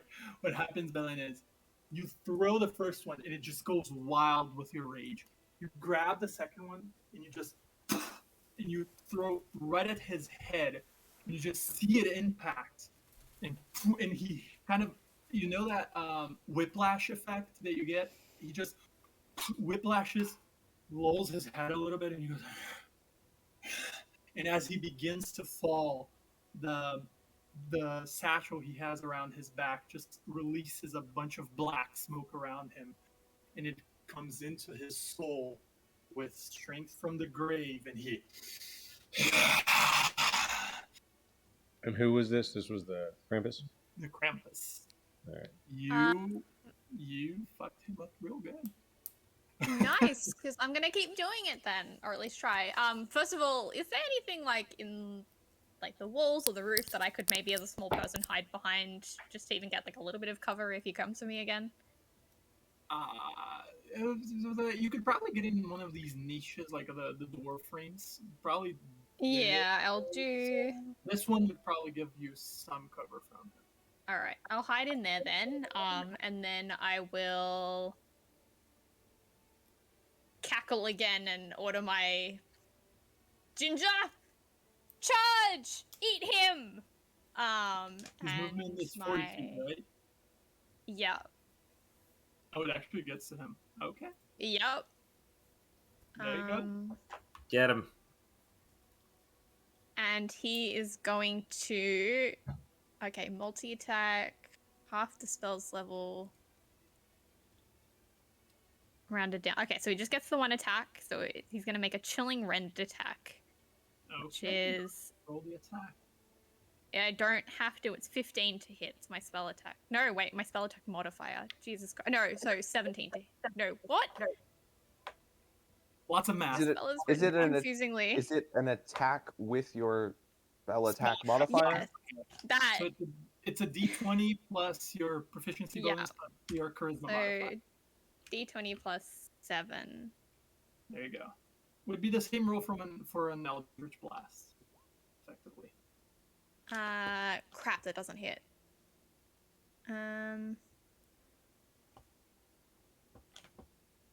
That's okay, it doesn't hit. So he's just gonna stand there and look really scary. And like start chomping at him. Oh, you have a D4 though, don't you? Are you blessed? I do. I don't know if that applies to my gingerbread man though. Oh, if it's a separate creature, I don't think it does. It's a different creature. Is Yeah. Walt It doesn't, yeah. frozen? Well, Walt's dead, so I Yeah, guess we'll never okay. know. We saved Christmas. Keep hitting him while Walt can't respond. Oh. Everyone It's get an that turns in. Just It's an auto crit. Yeah. You get a surprise. While you were round. gone, Walt, we murdered all the Oh, bad she guys. actually rolled it in person, and it was a natural 20. Yeah. We also moved. Just happened to be flanking him all of a sudden. Mm-hmm. Oh, advantage against him because he's frightened of me. Oh, that's true. Actually, Oh. He's what? He's He's afraid of me, frightened. so I can He's still actually frightened, roll so he again. gets advantage. Yeah, I totally wasted my whatever it was thing that gave him 50. that gave us advantage against him, or gave him disadvantage. Vicious mockery. That's what. I think can't he remember still what has his AC shield was. up. Yeah, we've Yeah. got so Yeah. we've got so many effects going on Yeah. at this point. Because you've got 2 hexes, or no, a hex and a hexblade's curse and A hex and a frightened hexblade's and- curse, neither by the same person, by the way. Yeah, so it's fine. And he's frightened, and there's vicious mockery, and who could even keep track?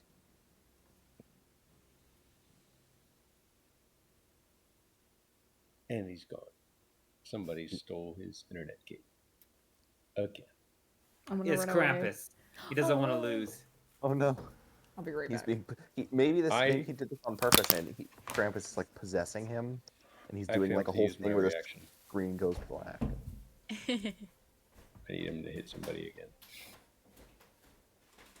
I want to use my spell. Too many spells. Like I failed to use my reaction. I have silvery barbs. Like Perfect. oh. Hello. Hello. I'm There he so- is. All right. I saw that Kendra said she was Yeah. going to be right back. I'm assuming Yeah, a we were 15 just- doesn't hit him. 15 does not, unfortunately. And you also, I forgot, you need to. Oh no, you don't. You did roll concentration for the frostbite damage, did you? Yeah, see a little bit. That's fine. Actually, he needs to roll. Oh shit, he actually needs to roll like 1,000,000 concentration checks because he has darkness still up. I forgot. That succeeds. That one fails. So darkness dropped a while, but nobody's over there, so it doesn't really matter. Did I roll?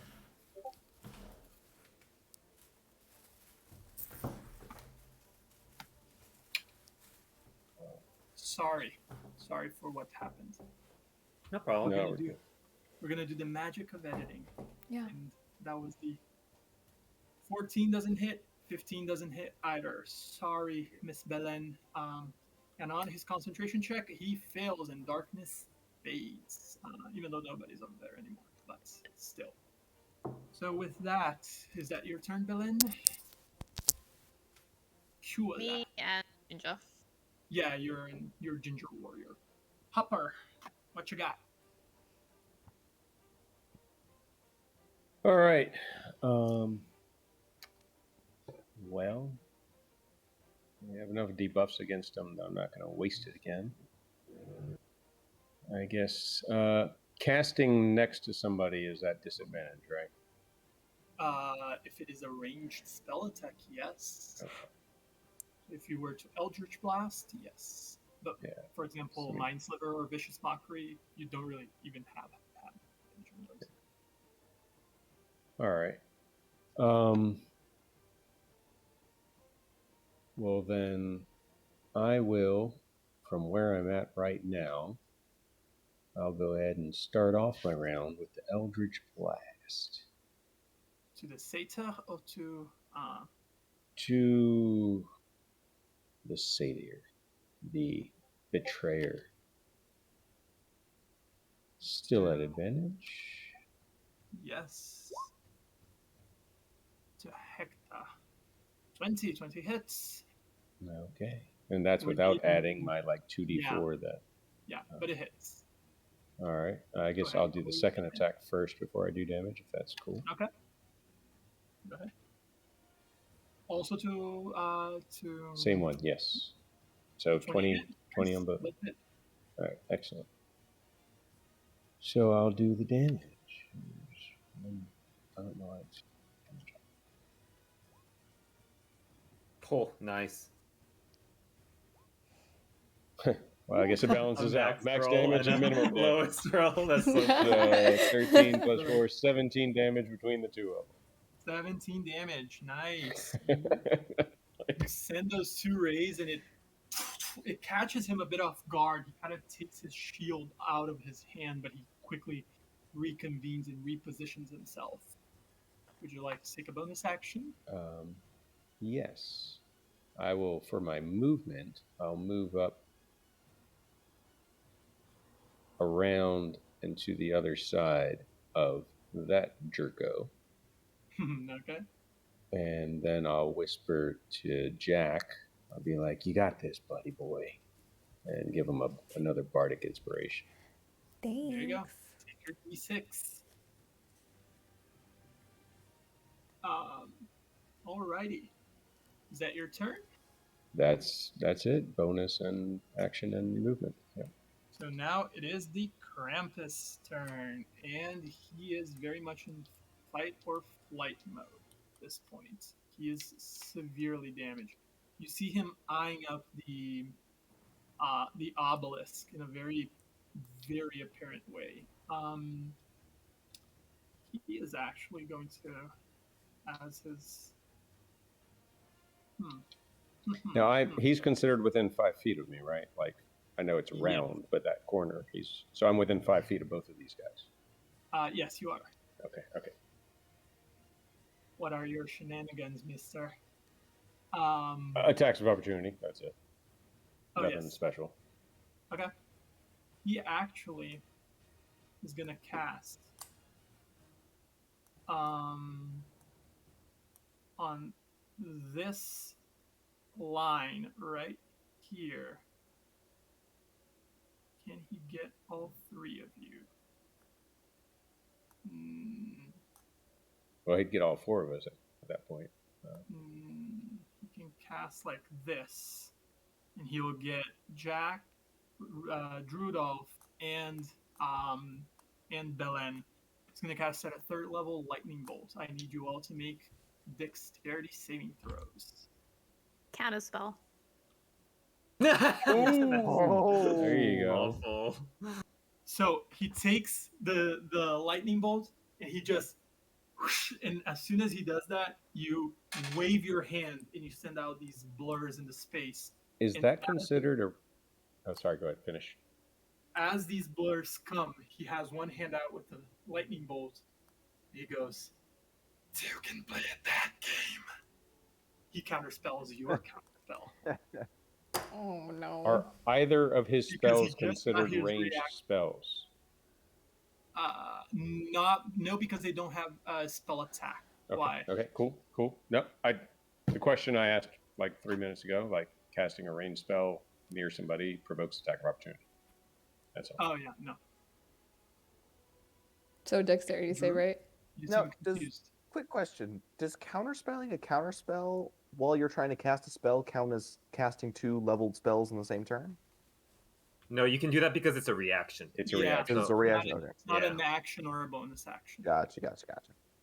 Actually, actually no. He has to roll because you're a warlock. It's a 5th level. Oh yeah, No, because no, you no, automatically. Third level. No, Oh, no, hold on. it's It's third not level a because we're level spell. 5, yeah. It's a We're third level He is level. level Third 5. level spell. Yeah. Yeah. Okay. No, yeah. So it does cancel out. So dexterity saving throws, please. Remember, you have 2 d4s on this. Yeah. Yeah. I've already So, got you don't- advantage, so let's. My question is though, because I was very up, like I said I was at 30 feet, and then I went an extra 30 when I was hiding. So yeah. if he's it's only angling 5 it, feet he has to miss one of us. Oh, actually, also, I actually need another thing. Gotta do some math real quick here. Counterspell is 60 feet, isn't it? Yeah. I mean, you're within. I'm pretty Yeah, sure. I guess I wouldn't. I would have. I I, don't guess have I it would have because- missed it. I wouldn't have been able to counterspell then. No, you could. Yeah, it is. You couldn't. His counterspell is only 30 feet. He couldn't counterspell you, so you do. You just counterspell. No, I think legitimately math-wise, I couldn't anyway. Because If you're Just 30 feet in the air, geometry. and It's he's triangles, guys. 45 A feet square. from you. A It's great. It's square. a 3, B 4. square. No, because if it's a 3, 4, the hypotenuse is 5. 3, 4, 5 is a right angle, so you're 50 feet from him. You can still counterspell. And he Wait, but cannot- why is his counterspell No. 30 feet? Because it's an innate spell. And No, it's- Oh, I'm really? I I'm didn't know that. beyond. Let's don't, I'm hey. beyond 30. don't I'm above question 30. the thing that's giving us help here. But you were on the ground. You weren't flying too high up, and you're Regardless. flying 30. He wouldn't be Yeah. able to He hit can't her get it in the same regardless. line either way. If he's going straight on the ground to hit the other two, then Yeah. she's above it And he anyway. would have had to aim kind of low to get Jack also. So Yeah. I'll say Fair enough. this. Roll a d20, Belen. If you roll I've been rolling above great on those. if you roll above a 10, you'll be enough to counterspell him. Fuck. Yeah. It's Good job. /R. Hey. There you go. Okay. So Unless you're in Australia. I'll say you counterspell him, and he goes, and then he sees you so far up above. He goes, and he's stuck there. He's going to. The best thing he can do at this point in time is use his last 2 sorcery points to quicken an Eldritch Blast. And that one can reach you because you're not more than 120 feet away. So that's 2 Eldritch Yeah, that's Blasts. the thing. Belen, because he's. But Yes. I'm hiding though. You said it You was have, easy. you have hack cover from 2 things. One, you're kind of nudged in the door frame, and 2, there's a whole lot of people between him and you. So I'm considering you have a +2 to your AC from half cover. That's right, right? Yeah. I Yeah, think so. half cover's +2. Okay, so first attack is a 17 to hit. That hits. I would like you to re-roll that, please. As a reaction, I cast two silvery barbs. That's the 2, which I don't think that hits. Only misses. And now,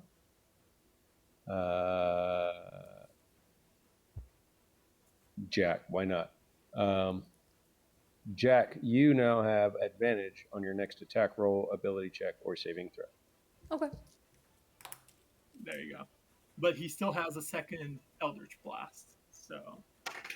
Oh god, could you that think is how awful it is if we all had that? That is a 22. Hit. Why do you think I gave him a innate counterspell? Yeah. But to not be completely an asshole, he had a limited range. It hits, right? So that is 8 points of force damage. Surprisingly okay. I'm still up. Okay. Roll concentration for your gingerbread, please. Constitution saving throw.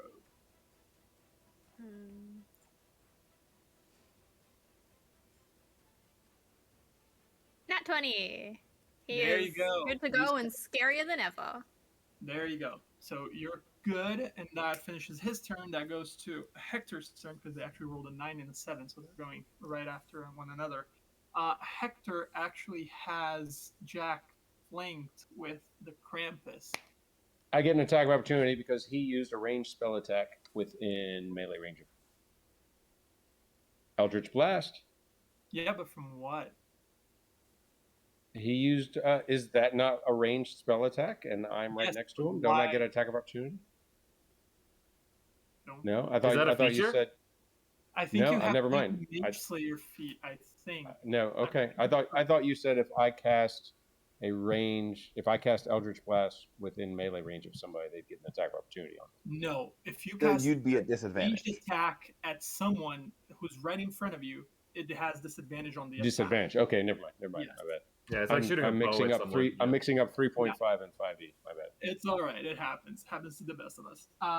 So it's Hector's turn, and Hector is actually gonna chomp at advantage at Jack Bring because it. he's flanked. That is a natural 20. Okay, well, don't really bring it. Yeah. He's Guess gonna. that replacement is coming. Oh, no. Sorry, I already used my reaction for the turn. I can't undo that 11, one. 11 plus 4, and he's gonna pump a second level Divine Smite into this, so it's 15. Plus 9 is 24. Plus 10 is 'cause that smite 34 gets points my of damage. It's okay. It's okay. Don't worry about it. I'm No worries, good. guys. Yeah. And he's going Yeah. to actually move. They're actually going to move. So basically, all of you guys get attacks of opportunity on him. Oh, yeah. Hell yes. Does the gingerbread also get an attack of opportunity? Yes, Or no, because he's still in melee. He's still in No, melee, because he's though. going to come here. I'm gonna add a what are the d6 to that? 2d4 to that because he hurt me in my feelings.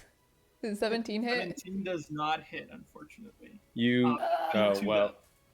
Okay, never mind. Oh, but You already know. I was going to say you could add your bardic inspiration. Can I and throw? she has advantage. She has advantage because of silvery barbs. Okay, I'll take it. Oh yeah, that's true. You That's can right. use advantage. That's right. There you go. 22 hits. 22 hits, 22 plus things. So both Drudolf and 14 points of slashing damage. I guess I should do 21. Another 9. So since he was between us, do I get advantage on the attack of opportunity when he starts moving, or we weren't flanking when he moves out of my range? Never mind. So never mind. Yeah. Yeah. Oh, there you go. 24 anyway. That hits. Goodbye. Did the gingerbread man roll? No, he I didn't. think You he's can rolled roll. either. You can roll an attack. Don't forget that one. You're muted, miss.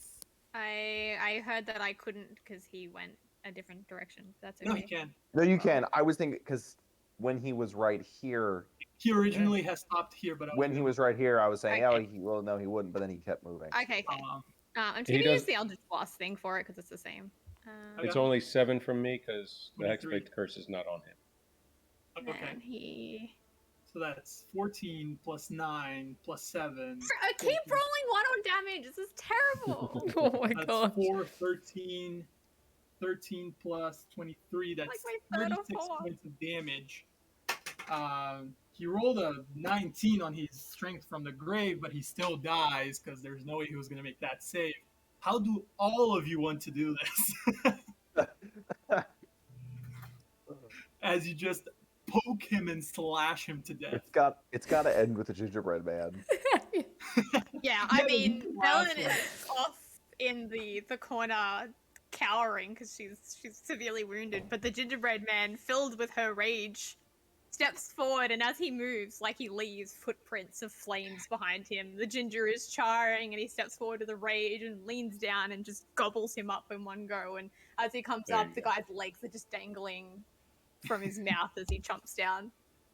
I think before that, Drudolf and Hopper would like make eye contact, seeing the gingerbread man turn around with anger, and they just both push Hector toward. It's like, there you go. You just see Jack- the legs of the gingerbread man just. And then Jack late sticks his sword out and trips him as he goes by, so he just For sure. Mm-hmm. falls into the gingerbread man's arms. Yeah. Team kill. Yeah, and Nom, the nom, nom. traitor is nom nom nom indeed. Ooh, that's rough. Cracker Jack is now your turn. Okay, I'm gonna just start with my bonus action and give myself second wind. There you go. Roll your d10. So I get 9 healing points, right? I'll say, I don't know if Drew put that on his sheet, but there is an optional rule for bards that you can add inspiration dice to heals. So if you so choose, you can add your d6 to this. I mean, yes, please. Yeah, usually it's magical inspiration, and it's if you cast a healing spell or a damaging spell, you can add the d6 Is it to on it. only on yourself? No, well, it's the person that I put it on. So It's a healing it's effect. called magical inspiration, and it's if a creature casts a spell that restores hit points. So if you count this as a spell that restores hit points, then she can add her inspiration die to it. It's up to Magic you. of Yeah, no, Christmas is healing me. Unfortunately, it's not a Okay. spell. Okay, that's fine. I'm Such a- still It's a fine. shame. But I'll Man, I'll that's 6 though. I'll say that whenever you choose to use it, you'll use that 6. Okay. Fair. All It was right. my mistake. All right, so I'm gonna just take my little sword and we slash in 16 hits. Shield. Does a 22 hit? You can And roll she has the 2d4. 2d4s. Yeah. And Yeah, then she okay, has- you're right, yeah, you're right, 2d4. you're right. She doesn't even need the d6. She doesn't even need the 6. She's got 2d4. Well, there's 5.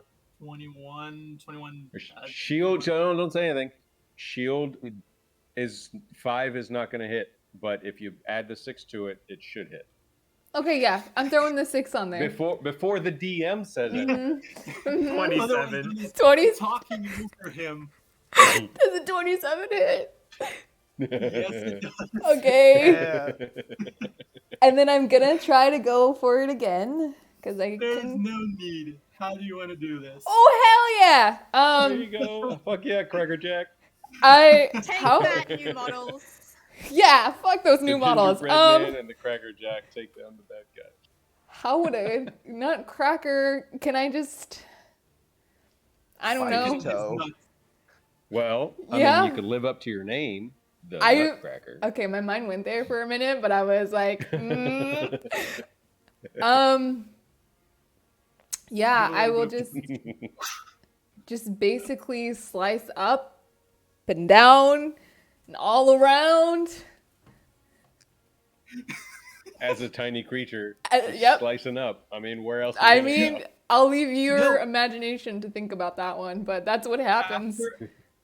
After the person that got your place in front of the chamber hit you and try to cut you down, and you hear people trying to substitute you for a new model, just get real pissed, and you begin to rev up your little wheels and rev them up, and you see a little bit of smoke coming out of her, out of it, and it just goes, and you kind of pump down a little bit on your wheels and just whoosh, and use that to impulse yourself as you take your 3-inch sword, great sword, which is not going to cut him in half by any means, but you go from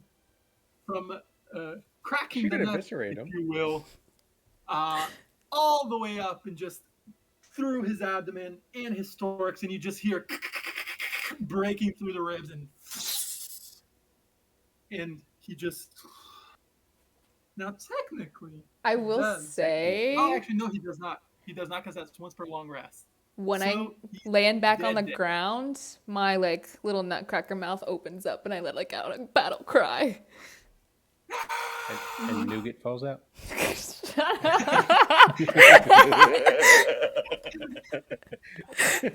Sorry, You inside are joke. terrible. You are terrible. And as he begins to fall, you The see that gingerbread man leaps down and it begins to nom nom nom nom nom. Actually, you begin to feel a very similar warmth again, a light, a purple light emanating, and actually, you see it all around the gingerbread also, and that bubble just bursts, and Nicola goes, and he does a hand movement, and the gingerbread immediately like snaps rigid and attacks the Krampus, and it begins to actually gnaw on him, like literally gnaw, but like swallow him whole, kind of like a cobra. And he goes, thank you very much. And he closes his fist, and as soon as he closes his fist, the nutcracker just folds into nothing. The nutcracker, I'm so sorry. I was like, oh my gosh! Obsolete model. Holy shit! out the tin ones. Thanks for saving me. Oh my god! Fuck you, bye. He just folds into a very little, small, tiny bead, and just ding, ding, ding, ding, ding, falls on the floor. I would immediately like to mirthful leap over to my master and cast Healing Word on him, whether he needs it or not. Please do. The gingerbread man is going to lean down and stick the little bead on like a little button. Okay. You see Nicholas go, I must thank you, all of you. How did you find me? Well, we broke the rules. And we went And he right. looks back at the others. I guess I can't complain, can I? And he sees the gingerbread like like messing around with this little metal bead, and he goes, "Oh, please be careful with that." He takes a little wand out of his pocket, and he makes a little. He traces a figure in the air, and he creates a little chain, metal chain, and he asks for the bead. Kind of extends his hand towards the gingerbread. All right, he'll hand it over. Okay. He'll see your disappointed face. He'll kind of meld the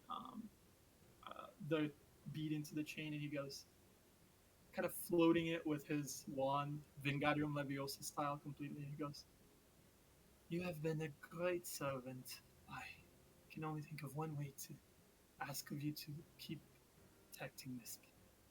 And he kind of floats the talisman over to you, Belen. Wonderful. I'm gonna pull out some stray icing and ice it back onto my gingerbread man, and He goes, like I'll ice a little like bow tie onto him, and this will be at the center. "That's fair. That's fair enough." Belen, after this whole like mental breakdown she had, she looks a lot better. Yeah, that'll do it. He kind of looks at all of you. "Hoppa. Happy. Even you, Drudolf. Figured if it were for you, I'd be left here to die." Yeah, well, we need somebody needs to talk to Dancer and Comet. They're being, you know how they get about their diets. So should probably have you come around and try and coax them into it. I sure do. Thank you. Is this an Jack. appropriate time for me to ask? I've been hearing some like words thrown around here and there. Are there gonna be new nutcrackers? There is never any thought in my mind to substitute you. I'm gonna You are glare at my- everybody. Insight check. Insight check.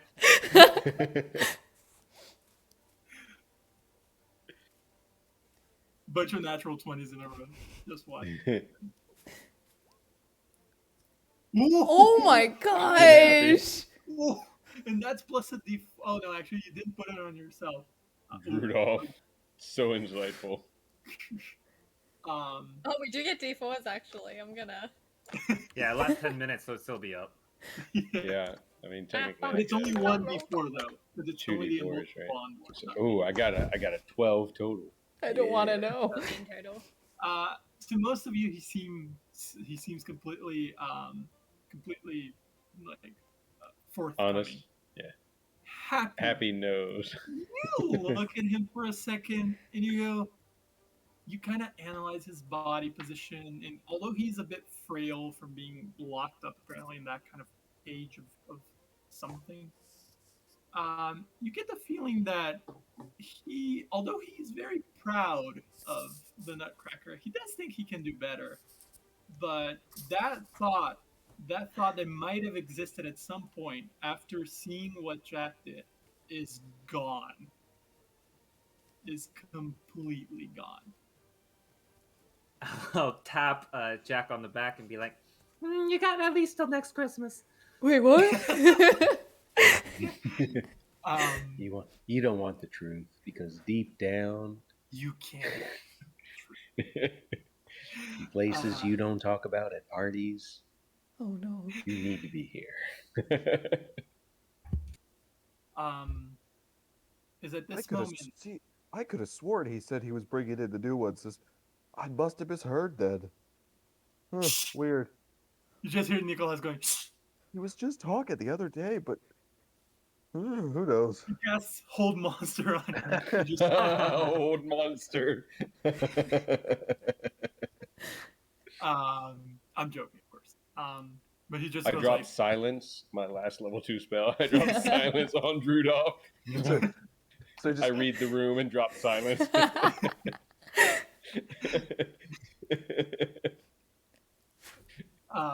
After quite a few moments of murmuring with no real sound being emitted, you guys exit the range of silence, with Drudolf apparently still talking by himself. because after a minute, he's like, okay, there's silence, but he doesn't know when it ends. He's not very smart, so he's just like, well, I might as well just keep.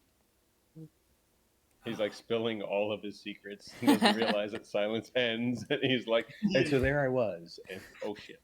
So he's too dumb to hear that he can now hear And so himself that as was well. we were actually kissed the grandnana when we went out shopping. But no, he moves towards the gingerbread man. He actually moves quite briskly. He doesn't really float. He walks around with his large black hair, but he has black long straight hair, but he has effectively ginger eyebrows. He has orange eyebrows, very bushy eyebrows. He has those very accentuated elven fae features. And he goes towards the gingerbread. And he goes, I can think of no better thing to keep this safe. And he taps the bead twice with his wand. And at that moment, because you have an innate connection with this creature, you feel him bring it to life.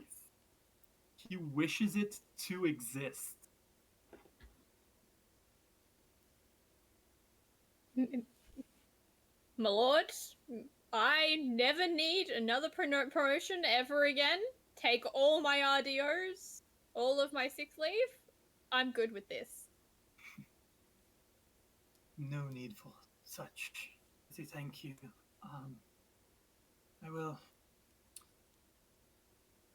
You have shown great confidence, trust, and power. I think it's time for me to expedite my work a little bit and have some help. If you would all care to be my co-directors of the factory. I mean, I'm not gonna lie, I've been a little worried about this year's schedule, so if we can do anything to speed it up, then... Oh, Does seem to be running a bit behind. Wait, so he used the wish spell, right? no. No? He Okay. he doesn't have to. He He doesn't is have the thing you wish to. Oh, okay. Yeah. And Hi. he begins to explain this to you, that both he and the Grand Nand, they don't have magical powers from themselves. They have powers that they can draw from the Nexus.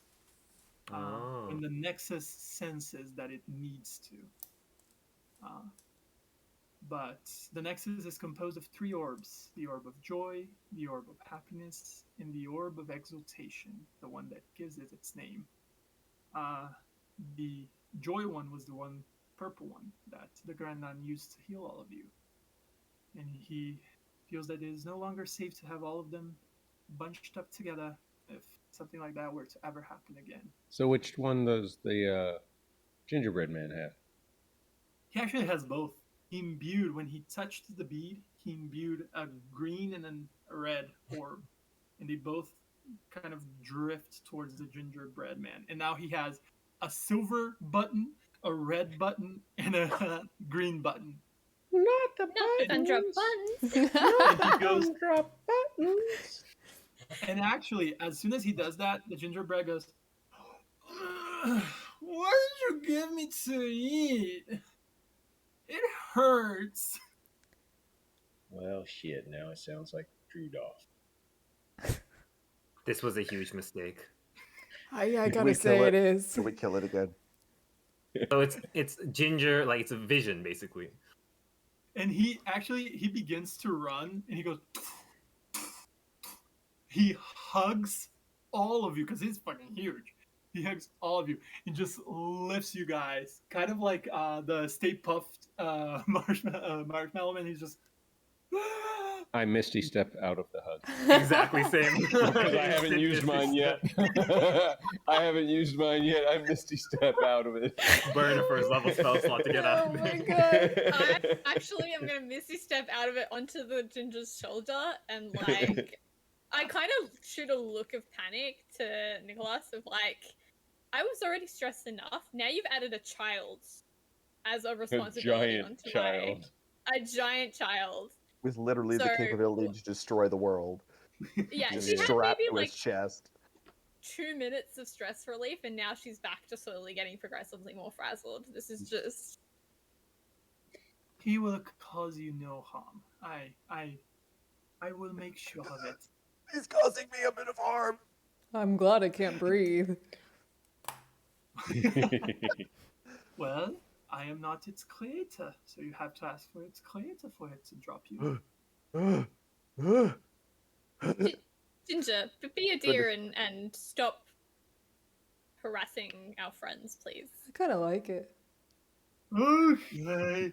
And instead of gently dropping, he just opens his arm mid-swing. You guys go tumbling one side, tumbling to the other side. Okay. So when I land, I think like the squeeze and then like the sudden release is just. If you'll Roll allow a me to use my wild surge again. Yes, roll a d8. Even though I'm technically not raging. Oh, it's fine. Or like I can rage and then do it. Yeah, but Where nah. is it? Hopper walks over and helps the Cracker Jack up. Yeah, thanks, man. And then, like, when she's not looking, looks behind her to see if there's any nougat. Oh my gosh. This is so bad. Fucking Catalonians, man. Oh, Jesus Christ. Nobody search for poop stick. John Another made- Poop, No, not it's a poop log. stick. It's poop Google log. search for Oh, poop God. log. It's a Christmas Apologies. tradition in I'm not For anyone Catalonia. watching this who's also confused, I came in halfway through the original conversation, so I still don't really know what they're talking about either. It's We a can be real thing in confused together. Don't worry Catalonia. about it. It's not Spain. Man, It's just just don't worry about Catalonia. it. Poop fine. log. Christmas poop log. I'm sorry, I'm not up to date with my excrement botany. Botany. Sorry. Yes. That's More very- vines. Yeah. You want me to re-roll for a Everyone different has to effect? move slowly to get out of the chamber. It's just Um, hostile group. Can I re-roll to get a different one? Sure. So go we can ahead. all have a slightly, yeah. What? 8. Nice. Who do you shoot? Cool. I mean, it's gonna be the The Same gingerbread. Are you shooting somebody? What the fuck? The It's a gingerbread. multiple. So another creature of your choice that you can see within 30 feet was succeeded on the Constitution Oh, table where it take Bro.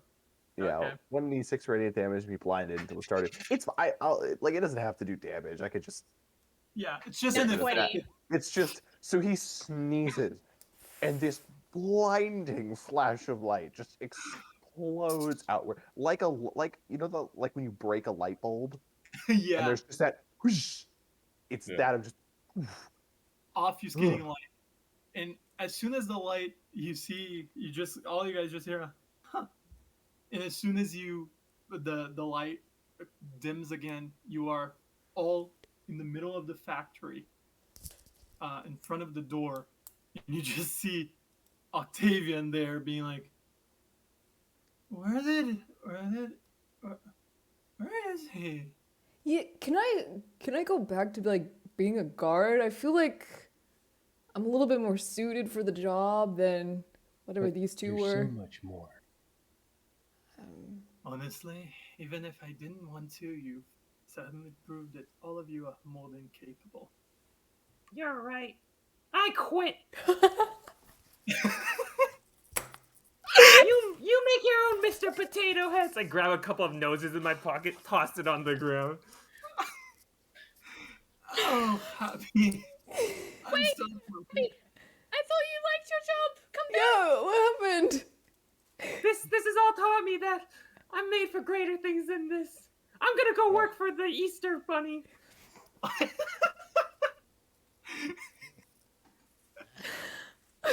Top 10 anime betrayals. Oh no.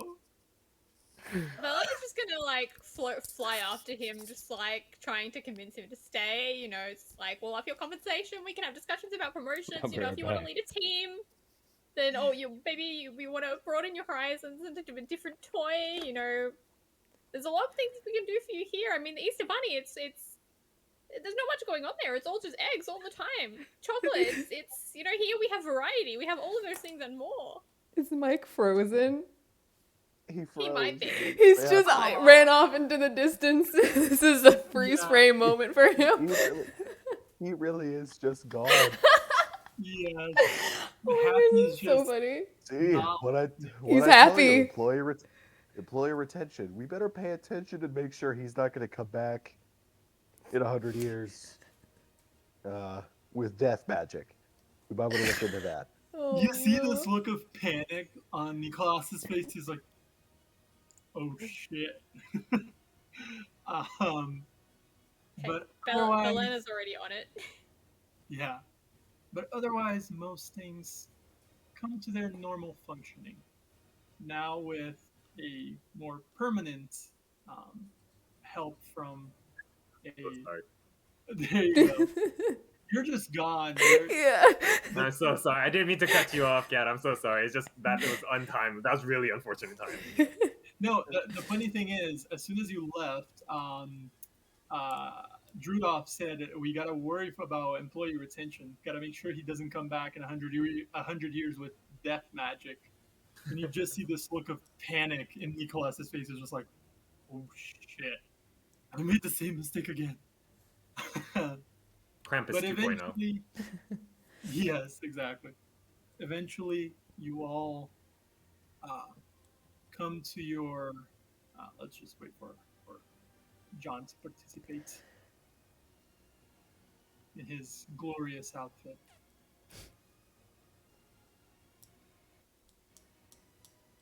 John is actually what Happy will look like in 50 years when he comes back. Yeah. That'll do it. But eventually, you are all bestowed in a ceremony after the solstice, of course, because work's got to get done, especially that now you guys probably lost your most hardworking creature He himself was producing 30% of the factory of this output. factory. Yes. Exactly. He didn't even know how to put a nose on a fucking Mr. Potato Head. We're fine. Yeah, but that was just because someone had like told him to do it. You know the thing where like you just do something, you just do it over, but the second somebody is like starts watching you or is like, hey, can you do this? You just fall apart. Yeah. Yeah. I'm really He's bad at normally making just toys. boom, I just boom, spend boom, boom. a lot of overtime. You know, I'm just like there 24 hours. You know. He's really Yeah. dedicated to it. He's just not very good at Yeah. After a few weeks pass, all of you, Happy receives also an invitation to be crowned the new liaisons of Niboba. Does Happy attend the ceremony? You never see Happy again, or do you? Find out in the sequel. Find out in the sequel next year. No. On Easter. Oh On my Easter, gosh, yes! yes! God, yes! We got to do the hunt for Happy. Oh So is it- my God! Mark is it your like- calendars, people. Is it like the end of Star Wars when like Luke and Chewie and Han all get medals on the steps? Yes, you basically get that on the town square. You are all named the liaisons of Niboba. And Drudolf, you get some time off finally. This was your last Christmas on the active, as Nicholas promises to create another Minodeer that you will teach and help run the stables. Jack, you are taken to the wood chipper. No, just kidding. You are God. taken to Thrown on the Nicholas's. fire. You're taken to the wood chipper and get to feed all the newer model nutcrackers never into playing the wood a wooden After character we beat the again. nougat out of you, he throws you on the fire. Oh no. He takes you to his workspace, where he works alongside you to create all manners of enhancements to your weapons, to your body. He chooses if you'd You like are to the newer become, model. Oh. he chooses if you'd like to become bigger, become stronger. If you'd like to be another one of you, that could be your little secretary. Yes. Made a nutcracker into a Gundam. Yeah. As they come The out, he's two just guards are 30. just a Ginger 30 foot and tall. Jack, who's now the same size as Ginger. Yeah, I want to be the same size as the gingerbread man. That's my requirement. Yeah. Jack comes out and suddenly like as big as the gingerbread man, Mhm. and like when we're hanging out with him, suddenly like the face opens up and you see the original Jack like rattling in A the mecha suit, yes! Yes! Oh my gosh. The original Jack's just inside going, hi. Gosh. This Easter one shot's gonna be wild. Oh my god. Belen, you are taken personally under the wing of the Grand Nun to become her successor the day that she decides to retire. And all your educational programs for the employees and your notions of employee morale are all installed across the gingerbread factory. Even the color coordinated rosters. Yes. They all have now matching sweaters. We're never gonna be behind another Christmas again. Never. Everything's gonna be done by Easter. Time for vacations. Hopper, you are taking also under the wing, but by Nicholas. He also teaches and trains you to be his eventual successor, because after a few millennia of this, he's about to be done. And So when Hopper gets a moment alone, he pulls his rapier out, kind of whispers to it, "I told you I had this. Krampus just didn't go about it the right way." And puts it back.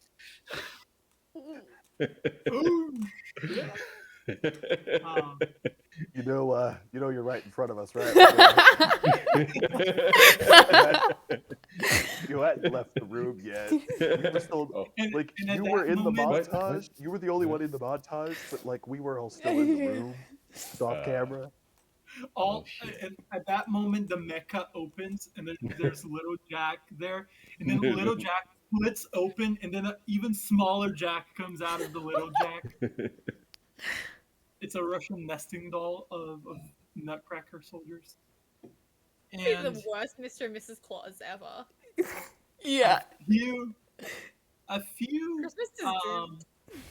a few decades later, no matter what eventually happened of Happy one day returns to his dwelling to find a very, very large pot of gold with a few rings and gems and a note written that just says, "Thank you."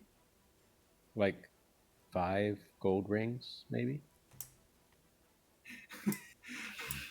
I put them all in one hand. Yes, No, I just like am one finger stacked. I am inexorable, immeasurable. They're 5 gold rings, but they're all the size of your pinky. So you're like, damn it. Happy will return this St. Patrick's Day. What the fuck? And I'm using this in the Easter one shot. This is 100% There happening. you go. Okay. It becomes Happy Skellington. yeah. And so, with the help of the new archface to be and the old archface that are, the factory finishes production and everything goes well for the winter solstice.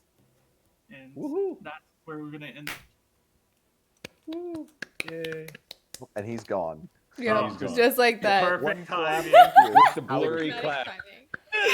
Oh Good my stuff. gosh. There you go. Perfect timing. The satyr and the fairy become the new archfey. That makes sense.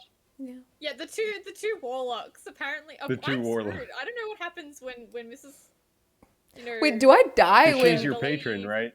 Yeah, Isn't she's she my your, patron. Like, she's your great one patron? does the Nexus become my patron then? Like, how Well, does this work? you're gonna become the Archfey.